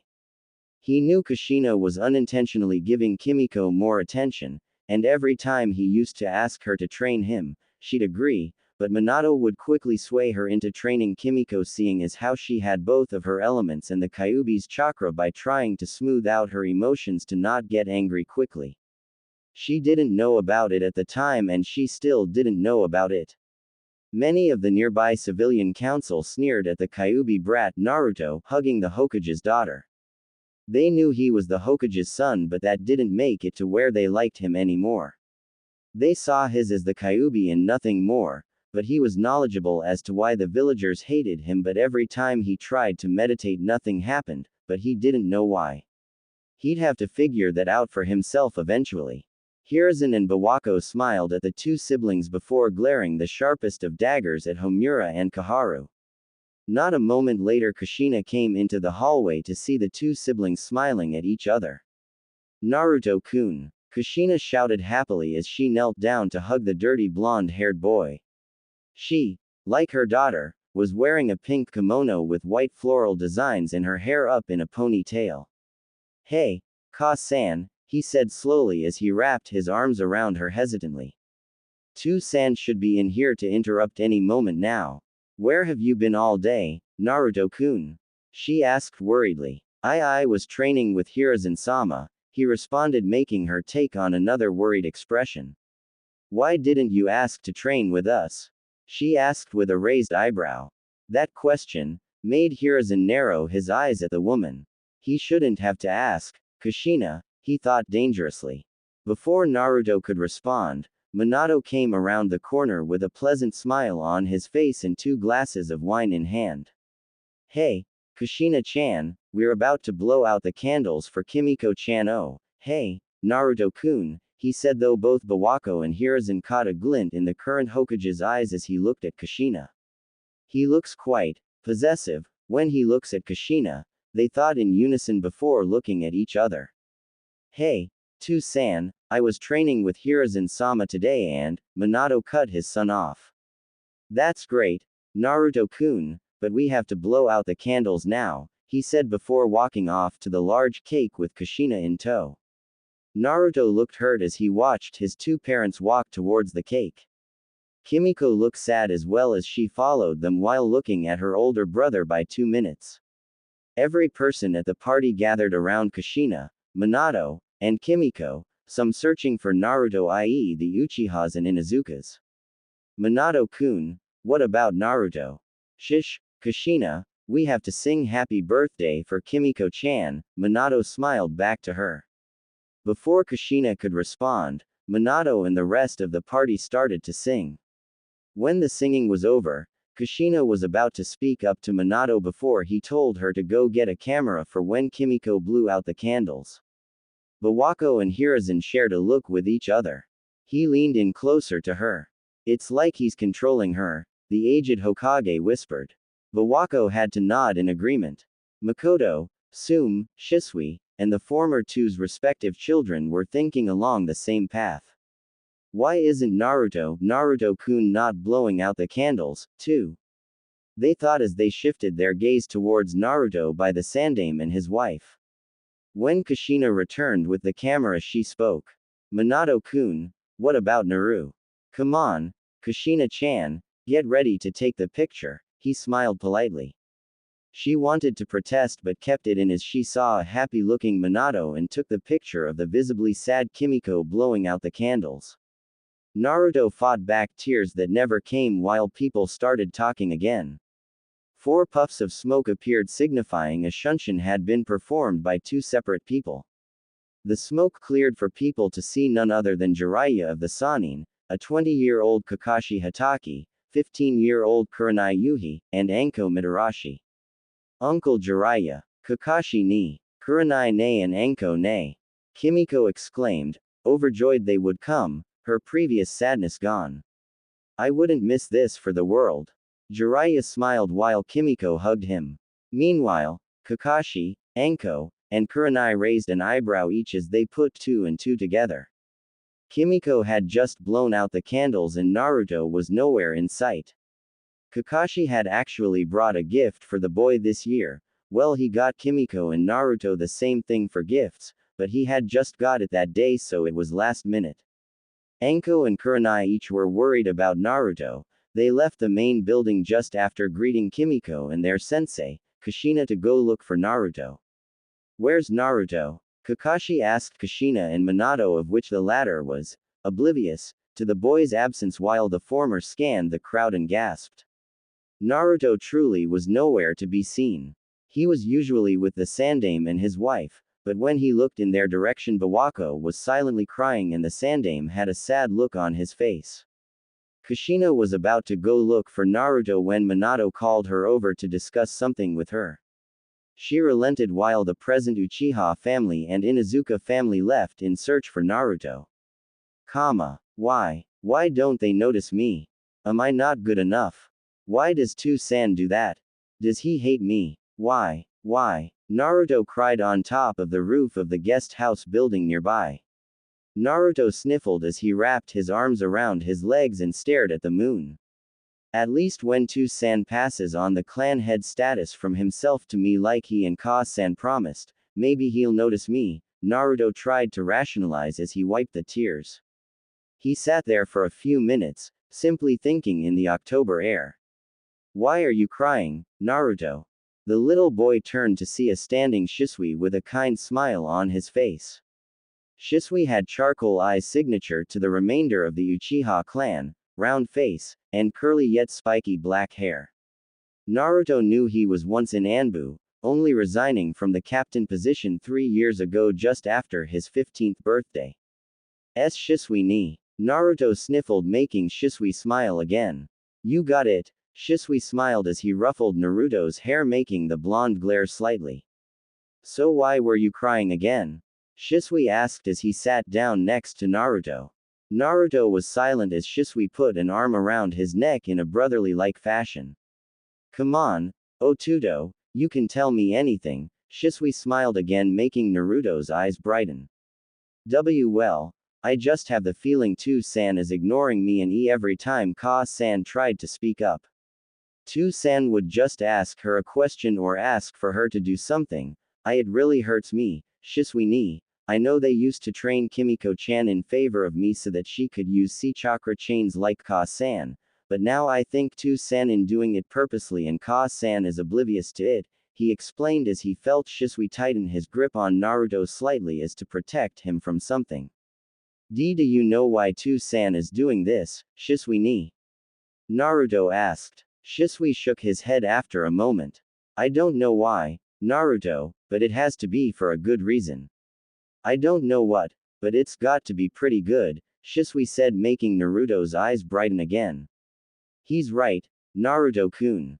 Your father must have a good reason, Kurenai said from behind Naruto, making the boy's eyes go wide as he turned to see Anko and Kurenai, each in their usual provocative uniforms. Kurenai-chan, Anko-chan. Naruto said happily as he hugged the two blushing women. Meanwhile Shisui's sweat dropped. The kid's gotta be bipolar or something, he chuckled internally. Hey, Naru-kun, Anko smiled, making Naruto blush slightly. When I get to be clan head, I'll get Tu-san to acknowledge me. Naruto beamed, making the two Chunin and Jonin smile. Shisui picked up Naruto before the three jumped off the guest house roof to be face to face with a happy Makoto, impassive Azane, angry Sasuke, angry Hana, relieved Kiba, and ecstatic Sume. Naruto-kun, Naruto, they exclaimed before Makoto and Sume hugging his to death between their respective bosoms, making Naruto turn beet red, and for the present girls, save Azane as she simply chuckled, to giggle at him. We were worried sick about you, Naruto-kun. The 28-year-old Makoto Uchiha said angrily. We were looking everywhere for you, Naru-kun. Sume added, in making the kids, save Azane, to start yelling at him for running out of his own birthday like a meanie. I'm sorry, Sume-chan, Makoto-chan, I just had to think about something, he said as he cast Shisui, Kurenai, and Anko knowing glances. Well, tell someone when you're gonna leave like that, Naruto ni. Kiba and Hana exclaimed, making Naruto nod at the duo. You're inconsiderate of what people think about you, Naruto-kun. We care about you, Azane chimed, making Naruto blush. What Azane ne said. Sasuke said, making Naruto smile at her, making a blush appear on the 8-year-old's cheeks. You're not big enough to go out by yourself, Naruto-kun. What if those mean villagers would be out here? Makoto said, making Naruto pout. When I get big and when I'm clan head someday, I'll show 'em who's boss. Naruto exclaimed, making the women giggle, save Azane as she just smirked, and for Shisui to shake his head. They all knew that ever since the Namikaze clan was instated thanks to Minato's swift release, Naruto wanted to be clan head as was customary for every first son of the clan head. Naruto wanted nothing more than to be a good clan head for their future Uzumaki Namikaze clan, though their conjunction hadn't gone into effect yet. Hell, even Kimiko and Kushina knew that it was his biggest dream. Let's get back to the party, nay. We haven't give you our gifts yet, Naruto, Shisui said, making Naruto nod at him with a smile. They re-entered the main house to find Kushina and Kimiko to run over and hug Naruto before bonking him on the head independently. Tell someone when you're going out, Naruto-kun ni. They exclaimed, though no one at the party paid them any mind. Okay, Kimiko-chan, Ka-san, he responded, making them hug him again. Minato appeared at Kushina's and Kimiko's side a moment later. Kimiko-chan, Kushina-chan, I have something I want to tell everyone, he smiled at them. Alright, I'll just bring Naruto-kun along, Kushina started. Come on, Kushina-chan, time's a wastin'. He smiled at her, making her nod reluctantly. Naruto was visibly saddened but brightened up when Shisui put a hand on his shoulder. Minato stood in front of the whole party with Kimiko and Kushina on either side of him. If I could have your attention, everyone, Minato started with a smile on his face. Everyone quieted down, then Minato started again.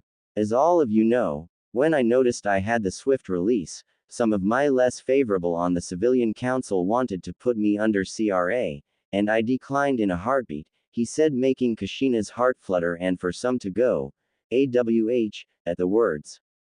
Since the Namikaze clan has been instated, it has wanted to join to the Uzumaki clan. He smiled at Kushina, and I would like to announce that I have made my decision for Kimiko Uzumaki Namikaze to be the clan heir for the future conjunction of the Uzumaki and Namikaze clans. He smiled while Kushina, Kakashi, Anko, Kurenai, and Kimiko each went wide-eyed. The less knowledgeable of the gathered crowd clapped for Kimiko except for Bawako, Hiruzen, the Uchiha family and Inuzuka family, as well as for those groups to lock their eyes onto Naruto.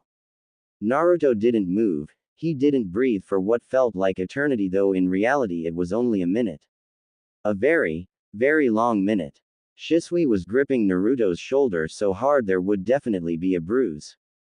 Naruto's breathing started to accelerate as well as for his heartbeat to rise. He was visibly starting to hyperventilate as he then bolted for the door, making many yell after him. No one saw the tomo spinning in the eyes of the crying boy as he ran. Present. Naruto hid from the entire village for 2 years in the Forest of Death.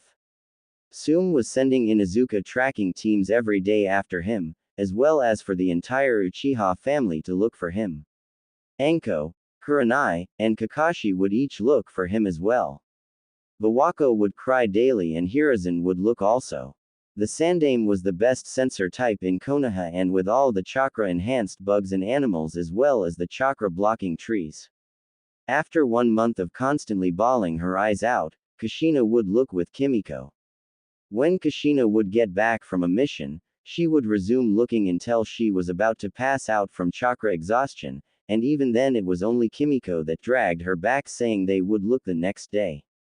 The shrubbery located all around the Forest of Death gave off distinct smells that screwed with Inuzuka trackers. Minato, however, did not a damn thing. 6 months after Naruto's disappearance, Kushina came to her senses after reviewing what had started since Naruto was 5. She then promptly halted the conjunction of the Uzumaki and Namikaze clans. And the divorced Minato 1 month later, taking half of his money, half of their belongings, Kimiko herself, and all Uzumaki-related things in the home including Fuinjutsu, though Minato had already reviewed most, and they moved to the opposite side of Konoha into a simple 2-story home next to the Uchihas, though the latter's was a little larger than theirs, but that was only because more people had to live there.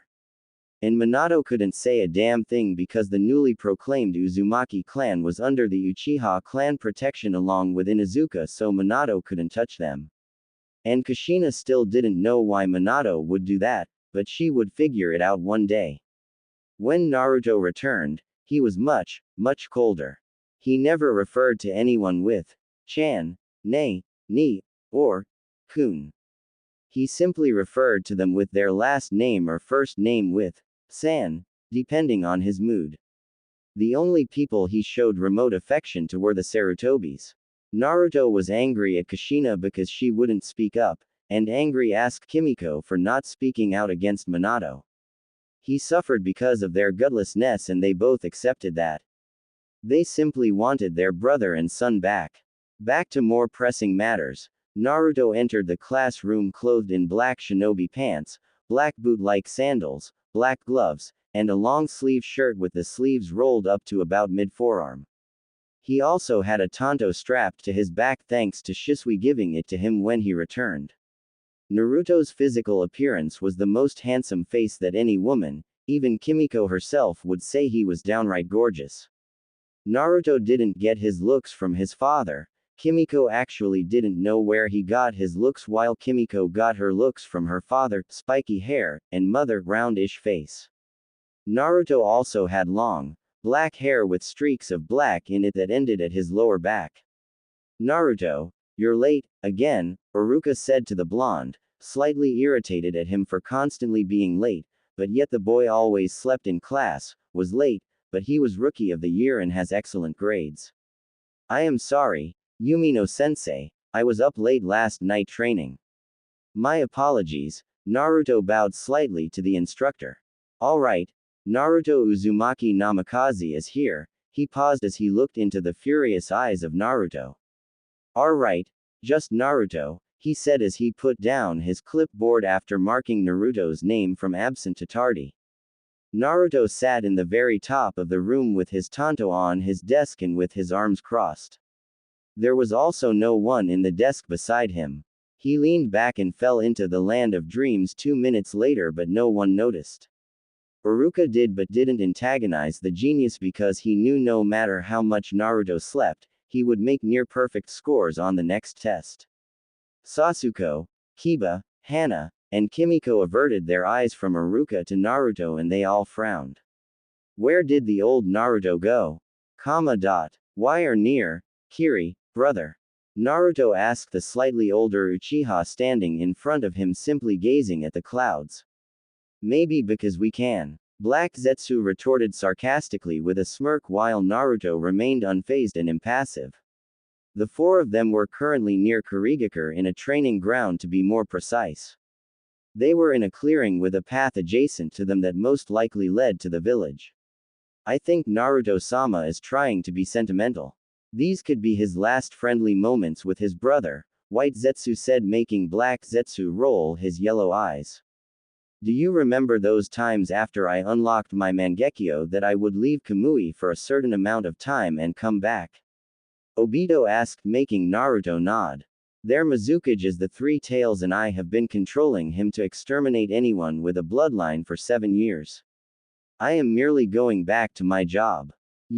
Why you are trespassing? Obito chuckled as well as Naruto. The two brothers simply stared at each other before Naruto uncrossed one of his arms and offered a hand to Obito. I wish you good luck, Naruto said neutrally. And I hope you don't die until we can face off, Obito chuckled. Naruto cracked a smirk as Obito shook his hand. Naruto unfurled the other hand before turning around and walking off. Today, Ni-san, we are friends, but after today, we are enemies. Good luck, and may the best sibling win, Naruto spoke as he disappeared in the trees with White Zetsu following close behind. Obito stood there before turning around and said some words to no one in particular. Foolish little brother, Ojii-sama wanted you to win. Naruto jumped from tree to tree with White Zetsu following close behind.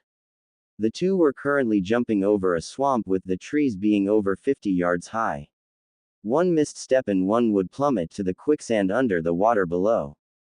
It was daytime, hot, humid, and misty, the exact opposite of how Naruto liked the weather. He liked it cool, nighttime, and clear weather. He enjoyed the occasional drizzle of rain now and then, but too much and it got annoying. It didn't interfere with his daily life as it just became a bother after so much of it. Naruto also enjoyed nighttime strolls when he wasn't in the Kamui dimension training, as the night usually led to his most interesting encounters. The encounters weren't always UAL, it just seemed that the night was when the world was truly alive. Whether it was how singular people acted or how the world acted in general. It just seemed to be awake at night, ironically. He never really understood what appealed to him about the night. Was it the stars? Was it the moon? He didn't really know. He figured it was the vastness of the expanse of space that appealed to him. The freedom and mystery the night could hold.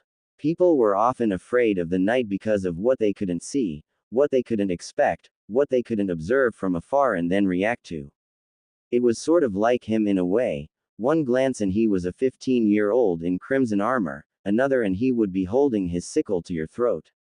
Just that alone, the pure predictableness of how people would react to him appearing on the battlefield was something that could mean their deaths. Naruto did, however, have to cut them some slack that not all 15-year-olds held the kind of power he had.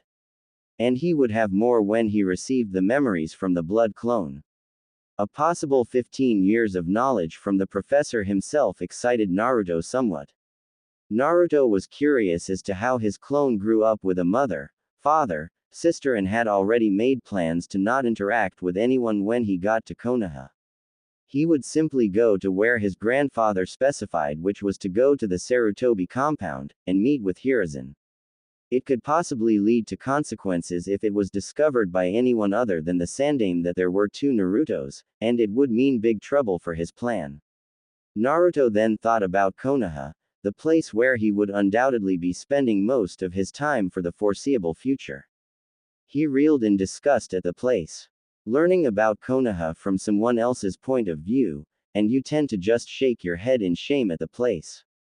Naruto could tell his grandfather's views were biased, but he could tell it was also 90% truth. Why on earth would one give away tailed beasts?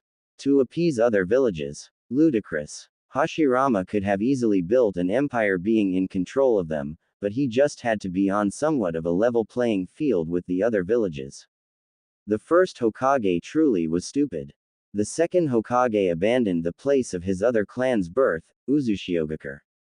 Konoha's views on trust, friendship, and allies must have been very, very distorted during Tobirama's reign. The third hadn't made too many mistakes other than being a spineless ruler, though Naruto knew Tobirama's rule gave the civilians more power than they should have had. Naruto would make his views on the fourth Hokage, his father, when he got to Konoha, though for some reason, the young Uchiha could tell they would be bad. Naruto and Zetsu continued to jump from branch to branch until the two saw a path with solid land on the opposite side of the swamp. From their position high in the trees, they could also see the ocean. Surely there was a dock nearby. If not, he would simply water walk to the mainland. Huh, so you really did know where you were going, Naruto-sama, Zetsu chuckled as the two landed on the path. The path seemed stable for it being so close to a swamp, so the two decided to start walking, Naruto extending his senses to try and feel for any other chakra signatures. Zetsu, Naruto spoke as the two walked before crossing his arms, the plant being snapping his gaze towards his master. Yes, Naruto-sama, Zetsu responded submissively. I want for you to scout ahead and find Tsunade Senju. She will be the one to transplant the eyes, Naruto spoke, making Zetsu take on a questioning expression. Why would she do that, Naruto-sama? If she sees the Sharingan, then surely she will refuse. She might have encountered your blood clone in Konoha and know who you are, Zetsu explained his worries. From what I have learned, the Senju has a gambling addiction coupled with a very large debt. I will simply pay her, and she will accept, or her debt will continue to rise. And it is unlikely that she has met my blood clone. She hasn't been in Konoha for 12 years and she has not had the best relations with the current Hokage, Naruto responded, making Zetsu smile. Brilliant as ever, Naruto-sama, White Zetsu responded with a nod. I will flare my chakra once a day so you will know where I am. And hurry. I wish to transplant them as soon as possible, Naruto spoke, making Zetsu nod immediately. The plant liked being merged with the ground a moment later and then he was gone. After a moment Naruto spoke. Up, he muttered as he closed his eyes and kept walking along the path. After a moment of walking, Naruto's senses picked up a large amount of signatures. At least 20 of them possessed the same type of chakra, while there was another pair that had unique signatures. Naruto grew curious as it seemed that the 20 or so similar chakra signatures held malice for the other two. The two unique ones had large chakra reserves, one being very, very large at high cage while the other had elite Anbu reserves. The 20 and smaller reserved seemed to be clashing against the larger reserved. Naruto opened his eyes only to speed off in the direction of where the battle was ensuing. He merely wanted to observe the battle. When Naruto arrived, he saw a field with many dead bodies littering it, kunai, shuriken, and other ninja tools littering it. The grass seemed fairly wet, so it was safe to assume that many water techniques were used recently. He looked further up the clearing to see the 20 chakra signatures surrounding what he guessed were the two larger reserved. He jumped to the upper part of the clearing to a tall tree to overlook them. There were at least 20 Kiri Anbu surrounding two women who looked a little worse for wear. One was tall, towering at least 6 feet 3 inches, light blue skin, blue lips, and gill-like slits under her amber eyes. She had a cute nose, long, semi-wavy, navy blue hair that reached right under her shoulders with bangs curving to their right on her forehead and another bang covering her left temple that reached the top of her cheekbone. She had a great complexion with a nice hourglass figure. Her bust was at least a DD cup with a black, skin-tight shirt covering it reaching above her belly button. She also wore skin-tight blue shinobi pants that hugged her hips. Her last article of clothing consisted of a pair of blue sandals. In her hands she had a large sword with a golden hilt with a skull at the pommel. The sword itself was covered mostly in bandages with the last quarter of it showing reaching the top. The non-covered bandages showed blue, scale-like appendages on the sword. The other woman had long, wavy, auburn hair that covered her right eye and reached her lower back along with a set of hazel eyes, fair-colored skin, blue-painted lips, cute nose, and a top bun. She had a modest stature of 5 feet 8 inches with a D-cup size. She wore a long-sleeved, dark blue dress that fell just below the knees. It seemed to be closed at the front with a zip, and was kept open on the front right side from the waist down. The dress only covered up to the upper part of her arms and the underside of her S. Underneath that she wore a mesh armor that covered slightly more of her upper body than her dress. She also wore shorts in the same color as her dress and, underneath those, fishnet leggings reaching down over her knees. Around her waist, she wore a belt with a pouch attached to the back on the left along with lavender-colored high-heeled sandals and shin guards reaching up over her knees, and blue nail polish on her fingernails and toenails. Naruto grew curious as to why these 20 Anbu were trying so desperately to undoubtedly kill these two women. Naruto then went to a realization to what his brother said hours before. So these two must have a bloodline. Interesting, he thought as he grew curious as to what the women possessed as a bloodline. Yoden. Yokai no Jutsu. Lava release. Melting apparition technique, the auburn-haired woman shouted as she blew lava in the air that traveled down onto a couple unsuspecting Anbu, instantly incinerating them. Before 3 more Anbu leapt at her with their tantos drawn. She flipped in the air just as one nipped her hair making a few strands fly off. The blue-skinned woman swung her giant zanbato, large sword, towards another set of Anbu shredding them thanks to the saw-like properties of the sword. The blue-skinned woman jumped back as several kunai flew her way and they impacted the ground. Sweden. Goshokuzume. Water release. 5 feeding sharks, she called out as she placed her hand on an exceptionally large puddle of water most likely created by previous water-based attacks. Not a moment later 5 sharks materialized out of the water and barreled to the closest target and started to encircle him. Screams were heard as he was immediately shredded by the brute yet effective jutsu. The auburn-haired woman sent out another stream of lava as 4 more Anbu rushed her.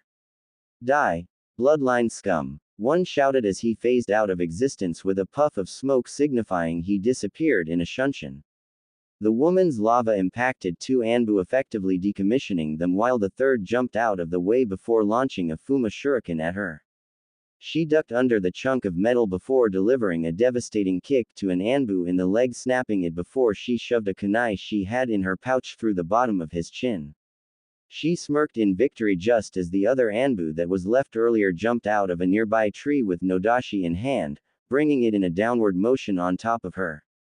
She looked up and her eyes widened before spewing lava in her hand and letting it harden. Naruto looked on the scene as an obsidian sword came into existence. She brought the sword up to defend herself, effectively parrying the Nodashi-wielding Anbu. The Anbu jumped back just as the woman swung her sword to his side. Another 2 Anbu sprang to action and appeared right in front of her, both flying through hand seals before slamming their hand on a puddle they were in. Sweden. Suiryuden no Jutsu. Water release. Water dragon jutsu, they yelled in sync just as large water dragons came to life out of the water. They were considerably smaller because of the amount of water, but they were still towering over her at 1.5 stories. Her eyes widened as she had no time to react. The water dragons crashed their way into her at breakneck speed, sending her flying into the air before impacting the ground. May. The blue-skinned woman shouted before she growled and impacted another Anbu with her zanbato, effectively ending his life. She slammed her hands on another puddle as more sharks formed, shredding yet another Anbu before 3 on the Kiri Nin phased in front of her with their tanto drawn. She growled in annoyance just as 1 Anbu jumped on her back. She huffed as she simply fell back onto him, breaking ribs. She flipped up just as the remaining 9 Anbu encircled her. They each drew Senbon and flung them at her, hitting joints, making her temporarily paralyzed. Shit, she muttered as she felt her body go numb. She dropped her large sword. Bloodline scum, one muttered as he dragged the blue-skinned woman by the hair to where the now tied-up Mei was located. I thought it was going to be more entertaining than that, Naruto muttered as he continued to watch, his arms crossed. He then closed his eyes and sighed as he heard a click behind him, signifying he had been found, though he had been leaking out chakra purposely. Now what do we have here? The single Anbu muttered behind his mask. Naruto didn't respond as he phased behind the Anbu, a small amount of blood dripping from the sickle now in his hand. What we have is your death, Naruto responded quietly as the head of the Anbu dropped to the ground along with the body. The 8 remaining Anbu encircled the 2 tied-up women too, with their tanto drawn ready to decapitate the women. Well, Kisamu-chan, it looks like we're in a bit of a jam here, Mei smiled weakly to her childhood friend. Looks like it, Mei-chan. Kisamu grinned, revealing her shark-like teeth. Any last words, bloodline scum? One Anbu said to the 2 kneeling women. We've been talking for the last 10 seconds. You're not too bright, are ya? Kisamu spit on his mask.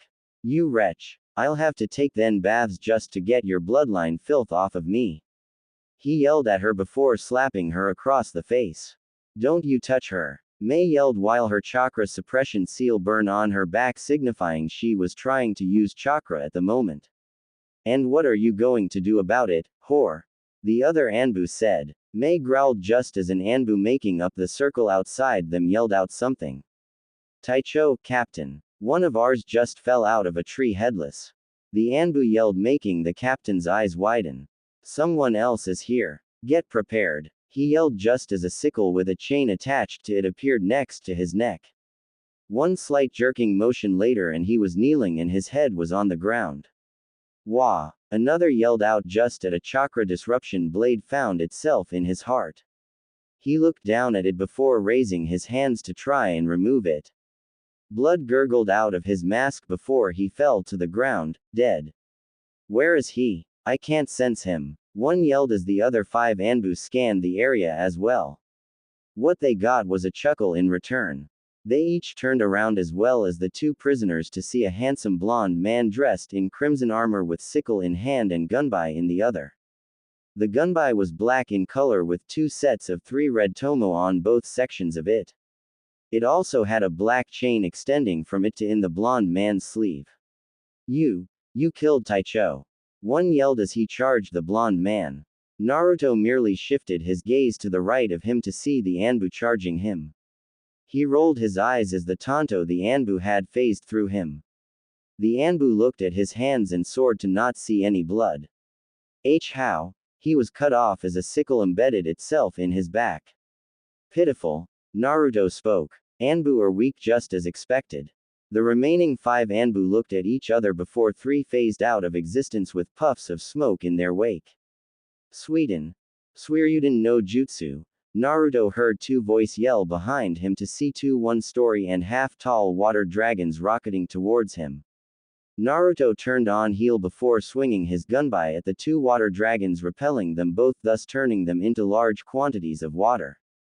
The Anbu went wide-eyed as Naruto shifted his gaze to the other 2 Anbu behind him. He swung sickle, the chain lengths extending as it got further away from him. The 2 Anbu that were charging him stopped to defend but went wide-eyed at what happened next. Naruto jerked the sickle back slightly, making it fly over the 2 hostages' heads and then behind him to decapitate one of the Anbu that had launched the water dragon at him, making the other gasp. Naruto looked up and left before swinging his fan, making a large gust of air be produced before it flew at a singular Anbu with a nodashi in hand, making him fly backward. The 2 Anbu behind Naruto jumped in the air before hailing a multitude of kunai and shuriken at him. Naruto raised his fan above his head, blocking all of them. The Anbu above landed on either side of Naruto before Naruto ducked with his fan still above him. A slight twitch of his left wrist and it was over for the 2 Anbu as Naruto's sickle reeled back in, bisecting one Anbu before the other was kicked in the air by Naruto. Naruto's chain wrapped around the length of the anbu with the sickle ending at his head, effectively decapitating him. Naruto flicked his wrist towards himself, making the chain unwrap around the body. Naruto caught the sickle in his hand, with it dripping even more blood than before. Naruto looked at the two tied-up women before putting his gunbai on his back. Though he did throw his sickle behind him to a nearby tree. All three could hear it cut through flesh. A second later, after the sickle retracted, the legs and torso fell from the tree with a nodashi clinking to the ground as well. So weak, Naruto muttered as he put the sickle on his hip. He waked over to where the fallen Zanbato was before picking it up. He noticed that the scales seemed to retract a bit further toward the sword. He walked calm over to where the two shell-shocked women were still tied up. He thought something as he looked at the sword. I want one, he thought with an internal chuckle. Naruto planted the sword on the ground before going behind the two women silently before untying them. Thank you, Mei said slowly as she rubbed her wrists before gazing up at the handsome blonde man. Naruto remained silent as he untied Kisamu's bindings. Yeah, thanks I guess, Kisamu said as she stood up before plucking Senbon out of her joints. Naruto's stature of 5 feet 9 inches seemed kind of small compared to this woman's. She walked over to her precious Samahata and put a hand on it before retracting back slightly. She then looked at the blonde man starting to walk away. His chakra is so dark, she thought as chills ran up and down her spine.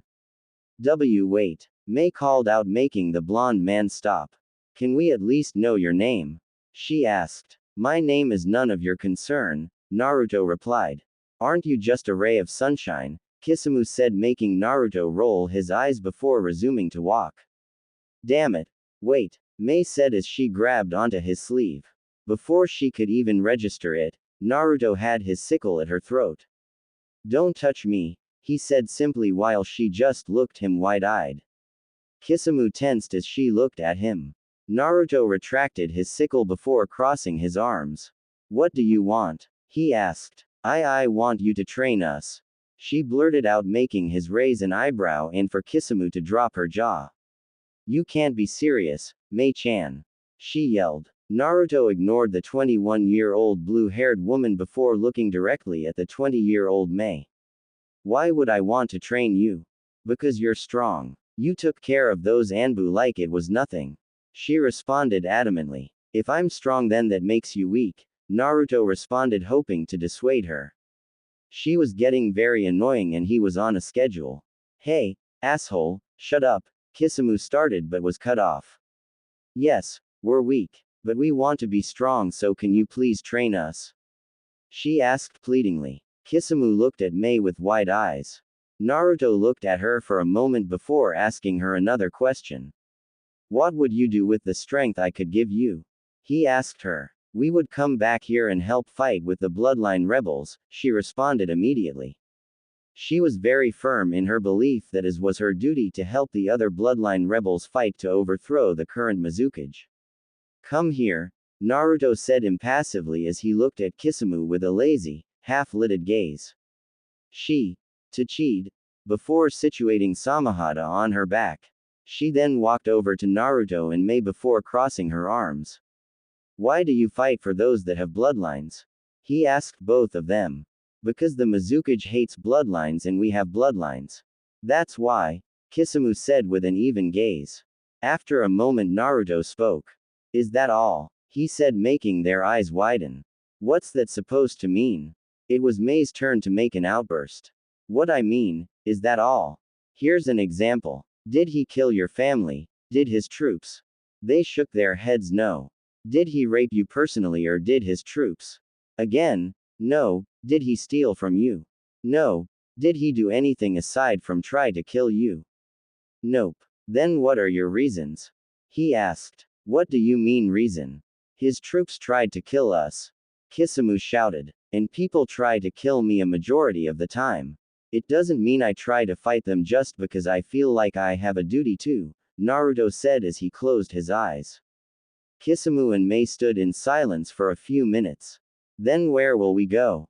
Mei asked quietly as she looked at the ground. Kisamu surprisingly remained silent. Anywhere in the elemental nations, Kumo as they have a love for bloodlines, Suna as they would love a lava bloodline. Be mercenaries, prostitutes for all I care, Naruto responded coldly as he was quickly becoming annoyed. Mei and Kisamu rolled their eyes at the last comment as they seemed to pick up on the man in front of him being naturally cold. Mei perked up as she thought of something. Does anywhere mean we can come with you? She asked, making Naruto glare at her. He sighed as he turned around and began to walk. He might as well humor them as the one with auburn hair did not seem to want to give up any time soon. I have one requirement, which is be quiet, he said, making Kisamu fake salute at him. You got it, boss, she said with a toothy grin, making him grunt in annoyance. So what's your name, boss? Mei giggled as she caught up with Naruto with her blue-skinned companion not far behind. Naruto, he said simply as he dusted off his clothes before crossing his arms. So, Naruto-kun, what do you like to do? Mei asked politely. Naruto remained silent. Looks like our sensei is a real charmer, Kisamu muttered dryly with a small smirk, making Naruto sigh again. Why are you here again? Kushina stated coldly as she and Minato stood outside the academy. The latter was wearing his usual attire while she was wearing a pair of black shinobi pants with blue sandals, red shinobi long-sleeve shirt, and a katana at her hip with her forehead protector being around her bicep. Minato looked at her out of the corner of his eye and then averted his gaze back to the academy main entrance. I'm here to greet our daughter, he responded evenly. And what about our son? Kushina said as she glared at Minato outright. He's no longer our son, remember? He stopped being mine 10 years ago and yours at 7, Minato explained to her, not bothering to meet her gaze. Now he's basically the Sandame's second son, he added, making a pang of pain go through her heart. Why do you hate him so much? What did he do to you? Kushina almost yelled. Minato looked at her right in the eye. He stole something from me, he responded. Kushina looked confused as to what Naruto could have possibly stolen from her ex-husband. Before she could say anything, a voice called out. Ka-chan, Tu-san. Kimiko called out as Minato turned to her and smiled. Hey, Kimiko-chan, Minato smiled to her as he picked her up in a hug with a friendly smile on his face. Tu-san, how have you been? She asked as she was put down. Just busy with work and all, he chuckled with a smile. You're still coming over this weekend, right? We can work on the Rasengan some more then, he smiled at her, making her nod repeatedly. Of course, Tu-san. She smiled. A moment later, a cat-masked Anbu landed next to the three in a kneeling position. Hokage-sama, the Kazekage is here to discuss the technicalities of the Chunin exams. He requests your presence immediately, the Anbu said in a distinct feminine voice. All right, I'll see you this weekend then, Kimiko-chan, he smiled to her before leaving in a yellow flash. Even after the divorce, Kimiko tried to act as a bridge between her mother and father. She knew that they would never get back together, but she loved them both and couldn't be without both of them in her life, them and Naruto. Kushina rolled her eyes in an annoyed manner. It was always like Minato to show off. Hey, Ka-chan, can I go with Hana-chan, Ino-chan, Hinata-chan, and Sasuko-chan to Akamichi barbecue? I got the money, so, is that alright? She asked with a beaming smile. Of course, Kimiko-chan, but I've got a question for you, Kushina said to her daughter, making Kimiko snap her full attention to her mother. How's Naruto-kun been doing in class? She asked timidly. The same as always, Ka-chan, she responds dejectedly. He's always late for class with the same excuse that he was training and slept in. When he gets there, he goes back to sleep only to wake up during tests and then makes nearly perfect grades on them. When we go outside to train as a class, he stands there with his eyes closed. When it's his turn, he dominates who he gets paired with. He got paired with Sasuko-chan a couple weeks ago and knocked her out not 5 seconds later with one hit. Then that at least means he didn't want to hurt her, Kushina deduced, making Kimiko nod. That's what me, Sasuko-chan and Hana-chan thought, too, Kimiko responded. Kushina smiled at her daughter before kissing her on the forehead. Try to get through to him, okay. Kushina smiled, making Kimiko nod immediately. I try every day, she smiled. Kimiko-chan, your mom say it's alright. Ino shouted from about 20 feet away from Kimiko, making the young Uzumaki look over to her blonde friend before smiling and nodding. Kimiko saw Hana, Sasuko, and Hinata with Ino. I'll see you tonight, Ka-chan. Kimiko called out as she ran over to catch up with her friends. Kushina smiled at Kimiko as her gaze traveled over to Academy, seeing all the children piling out with their parents waiting for them. You're looking for Naruto-kun, aren't you? A voice said behind Kushina for her to turn around and see Sume and Makoto standing there, the latter with a sad smile on her face and the former with her arms crossed and sad expression. Sume wore her usual Jonin attire, which consisted of her Jonin flak jacket, black long-sleeve shirt with the Uzumaki swirl on both of the arms and sleeves rolled up to mid-forearm. She also wore black, slightly baggy shinobi pants with tape going from her ankle to mid-shin. She also wore blue shinobi sandals. Makoto wore black, skin-tight shinobi pants with black sandals and navy blue long-sleeve skin-tight shirt with a katana on her right hip. She and Kushina were the top partners in Konoha, so they decided to dress the part, Kushina wearing red and Makoto blue.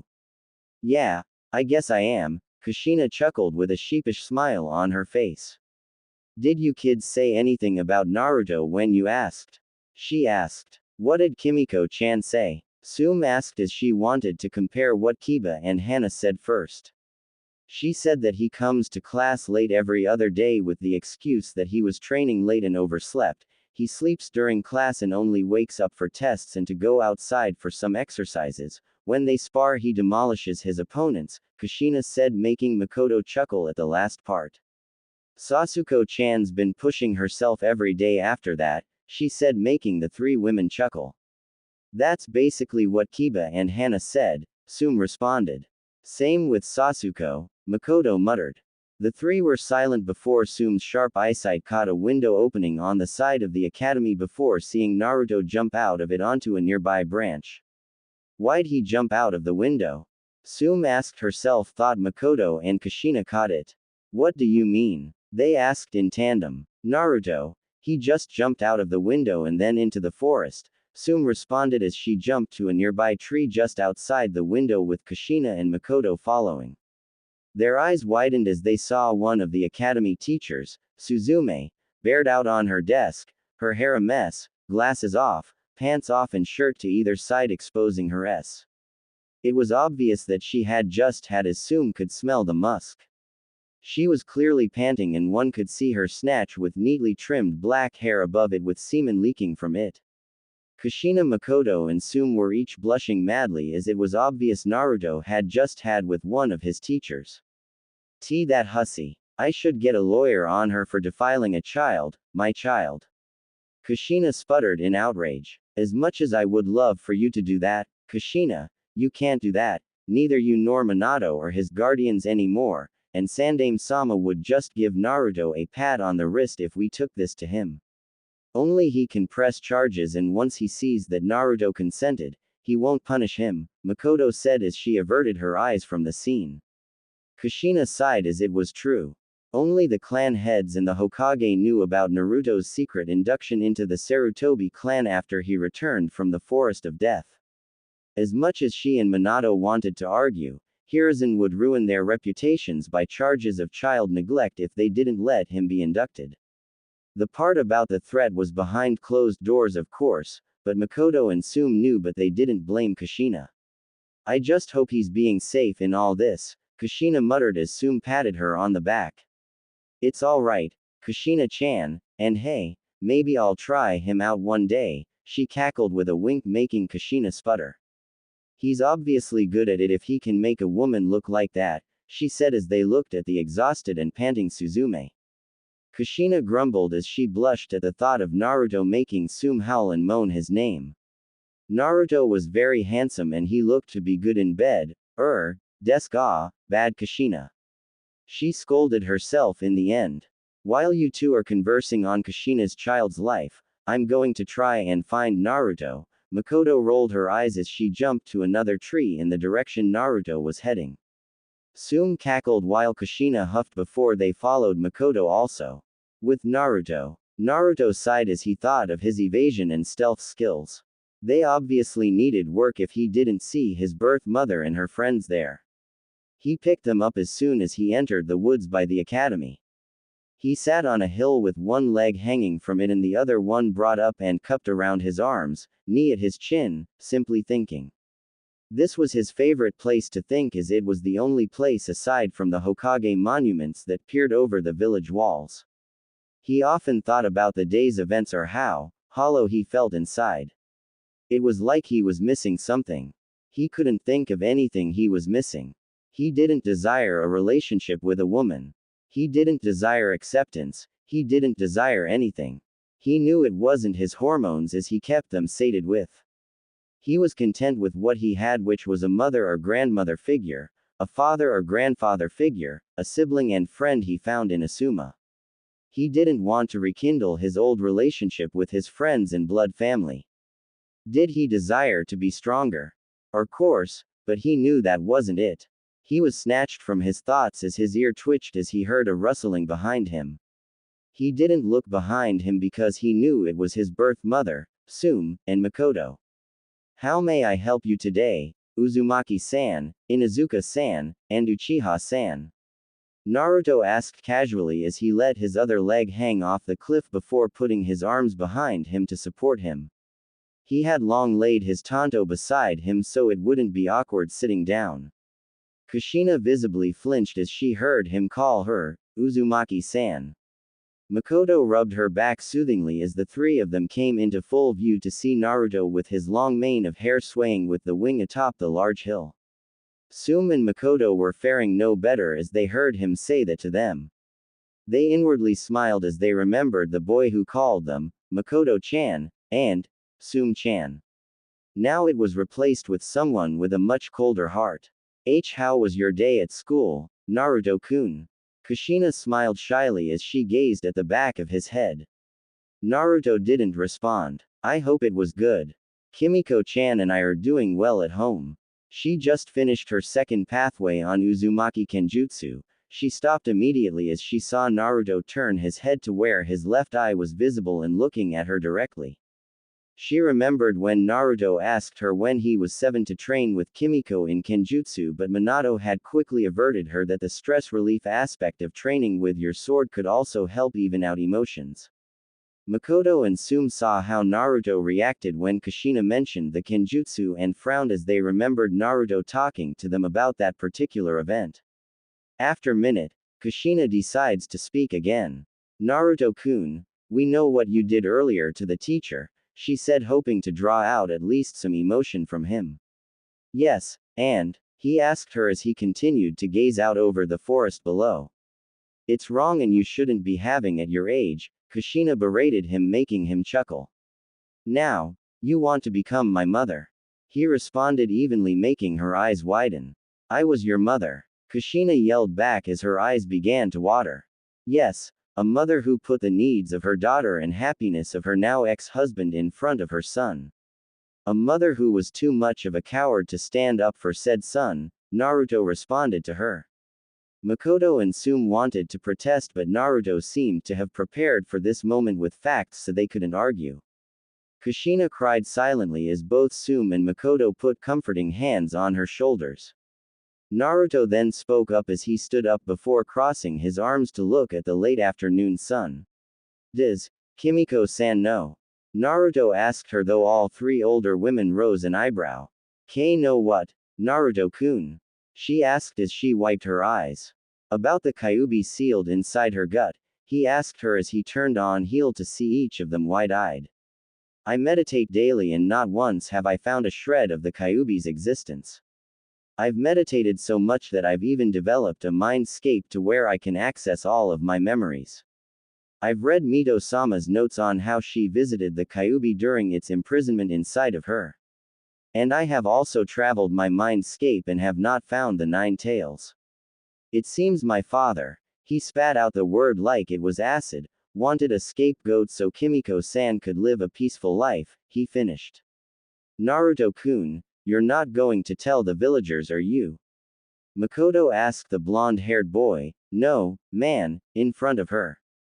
He had proved to her that he more than worthy of that title earlier. Sume merely watched him to see if any of the old Naruto was still in there. The one that she adored. Naruto looked at her before walking past her, his arms still crossed as he walked. He stopped just as the trees and shrubbery began. No, I won't, I refuse to let her live the life I did, and it's not like any villager would believe the Kyuubi brat anyways, he said as he walked forward again. Oh, and Uchiha-san, he said to Makoto, making her look at the man. Yes, Naruto-kun, she responded to him as she looked at the back of his head. Please tell your oldest daughter to stop spying on me when I train, it gets rather annoying to hide so many things from her, he said to making her go wide-eyed. An academy student sensing an ex-anbu. That was never heard of. And, Uzumaki-san, I am not stupid.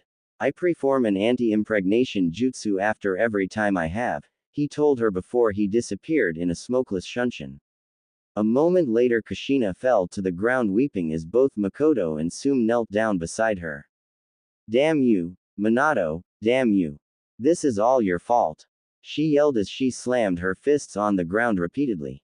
With Kimiko and company, the five of them had just walked into Akamichi Barbecue and were immediately met with a friendly waiter. He was obviously not an Akamichi as he lacked the sufficient mass to equate one to their clan status, but each of the friends knew that Choza, the owner and current head of Akamichi clan, hired non-Akamichi so other clan members could carry out more tasks throughout their clan. And how may I help you? Hyuga-sama, Namikaze-sama, and Uchiha-sama? The waiter asked with a friendly smile. He was an average-looking man with a shaved head, apron on, white button-up and khaki slacks with black dress shoes.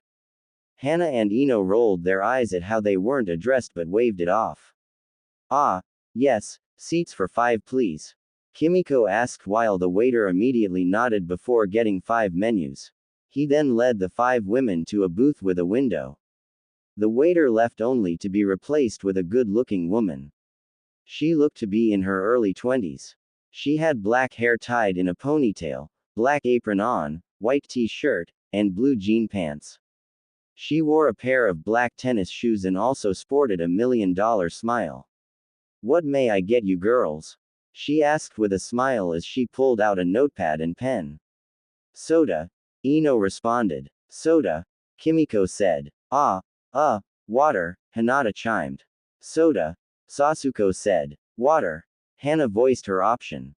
Alright, I'll be back in just a minute, she smiled as she flipped down her notepad.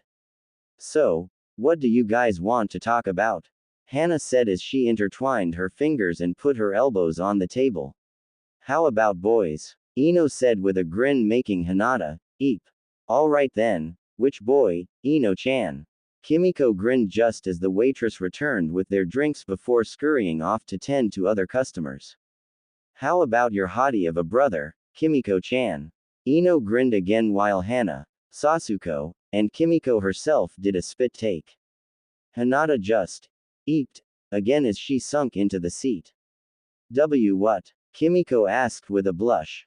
Oh come on, you know your brother's hot, Ino grinned. Hana-chan, you think he's hot, right? Ino asked the blushing Inuzuka. Hee, she does have me there, Kimiko-chan, Hana said sheepishly. What about you, Hinata-chan? Ino asked the heiress. He is versus very attractive, Kimiko-chan, she said to Kimiko. Sasuko-chan, Ino chimed. Oh of course and not. She declined adamantly with a blush. I'll take that as a yes, so, Kimiko-chan, do you think your brother's hot? She asked the red-haired Kunoichi. Kimiko blushed crimson and looked as her friends before sinking her seat only for the blush to intensify. Yes, he's pretty hot, I guess, she responded to the Yamanaka heiress. I knew it, you have a crush on your brother. Ino laughed heartedly. Kimiko grumbled as her face threatened to turn into a tomato. Speaking of hot brothers, there he is now, Ino said as she saw Naruto enter the restaurant before sitting in a booth by himself just as the waitress from earlier walked up to him. She flipped open her notepad before writing something in it. She then ripped it off and put it right in front of Naruto. They saw him smirk. Meet me at that address at 9, Kimiko heard the waitress say to him before she resumed her normal job of taking orders. What did you guys think she said to him? Ino asked as she looked at Naruto looking at the menu. Kimiko felt a bit of jealousy rise up in the pit of her stomach as she remembered the waitress. She slipped him a piece of paper with her address on it and said to meet her there at 9. Kimiko responded as she gained a frown and put her elbow on the table. Wow, what a whore, Sasuke muttered as she watched Naruto out of the corner of her eye. Tell me about it, Kimiko responded as she traced her finger on the top of the glass she had. So, then let's follow him then, Hana said, making Ino cackle and for Sasuke, Kimiko, and Hinata to sputter. Great. We'll go to the Sarutobi residence and wait for him there before following him, Hana grinned. With Naruto, he had just pocketed the paper before ordering water to drink. He was frustrated and normally didn't go to the women's houses when they invited him, but he'd go. He had a bit left in his and Suzume surprisingly didn't satisfy him. She and he both knew that it was just a casual thing but neither really cared. He was very aware of Kimiko and her friends whispering about him but he didn't care. He had slept with a number of women, unknown to him just like his real self, including the Nara clan's head's wife, Yoshino, a few civilians, and a couple kunoichi here and there. Naruto really didn't go to them, they came to him. Yoshino explained to him that her husband hadn't been meeting her needs lately and explained that it was just a one, maybe two-time thing, and now they met every other week. A male waiter came back this time to take his food order. He ordered their special which consisted of a barbecue ribs with a salad on the side. Naruto closed his eyes but opened them as he sensed a low-cage chakra source enter the establishment. He opened them to see none other than Azane Uchiha making her way over to his booth. She now wore a black, loose, long-sleeve V-neck shirt with a fishnet mesh underneath it. The V-neck did show her large and very ample cleavage sitting at low D cups. She had tape going from her wrists up to her mid-forearm and black fingerless gloves on. She also wore a pair of somewhat baggy black pants with tape going from ankle to mid-shin. For shoes she wore a pair of black shinobi sandals and often painted her toenails and fingernails black. At her hip sat a katana with a golden hilt guard, black sheath, and red hilt. If she were to draw it, it would have been completely hollow along the length of it with silver blade. She had a beautiful complexion with charcoal eyes, long black hair that fell to just below her shoulder blades, and her beautiful heart-shaped face. Her Konoha forehead protector was situated round her neck. May I have a seat? She asked as she stood in front of his booth. She looked at him with his fingers intertwined and elbows on the table, his chin resting on his fingers. He looked more aged than he should have been, in the mental sense and somewhat in the physical sense given his height and body build. You may, Uchiha-san, he said, not even looking at her when he spoke. He simply gazed out the window as she sat there with her katana now resting in her lap and one hand cupping the other on the table. How may I help you today? He asked her plainly, still not looking at her. I know you have the Sharingan, she told him, hoping to get at least a reaction out of him. She didn't even get a batted eyelash. And I know you have the Mangekyo, he responded to her, making her once neutral eyes widen slightly. I do some spying of my own.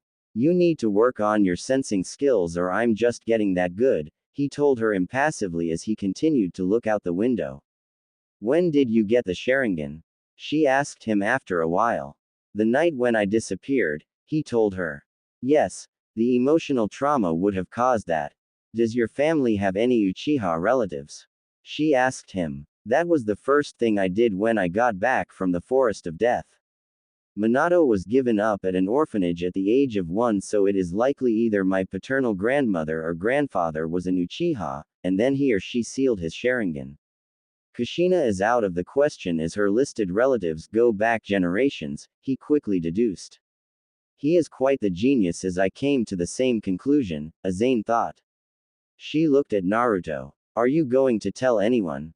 He asked her. No, I am not. Would it bother you if I did? Azane responded, hoping to get a glimpse of emotion other than impassiveness. It would be quite annoying to have questions and for Sasuke-san to bother me, seeing as how mine if fully matured. My father would probably do blood work and compare it to an Uchiha's. They would likely see similarities and he would deduce that his mother or father sealed his Sharingan and would work to remove the seals, Naruto said as peered into the surprised eyes of Azane.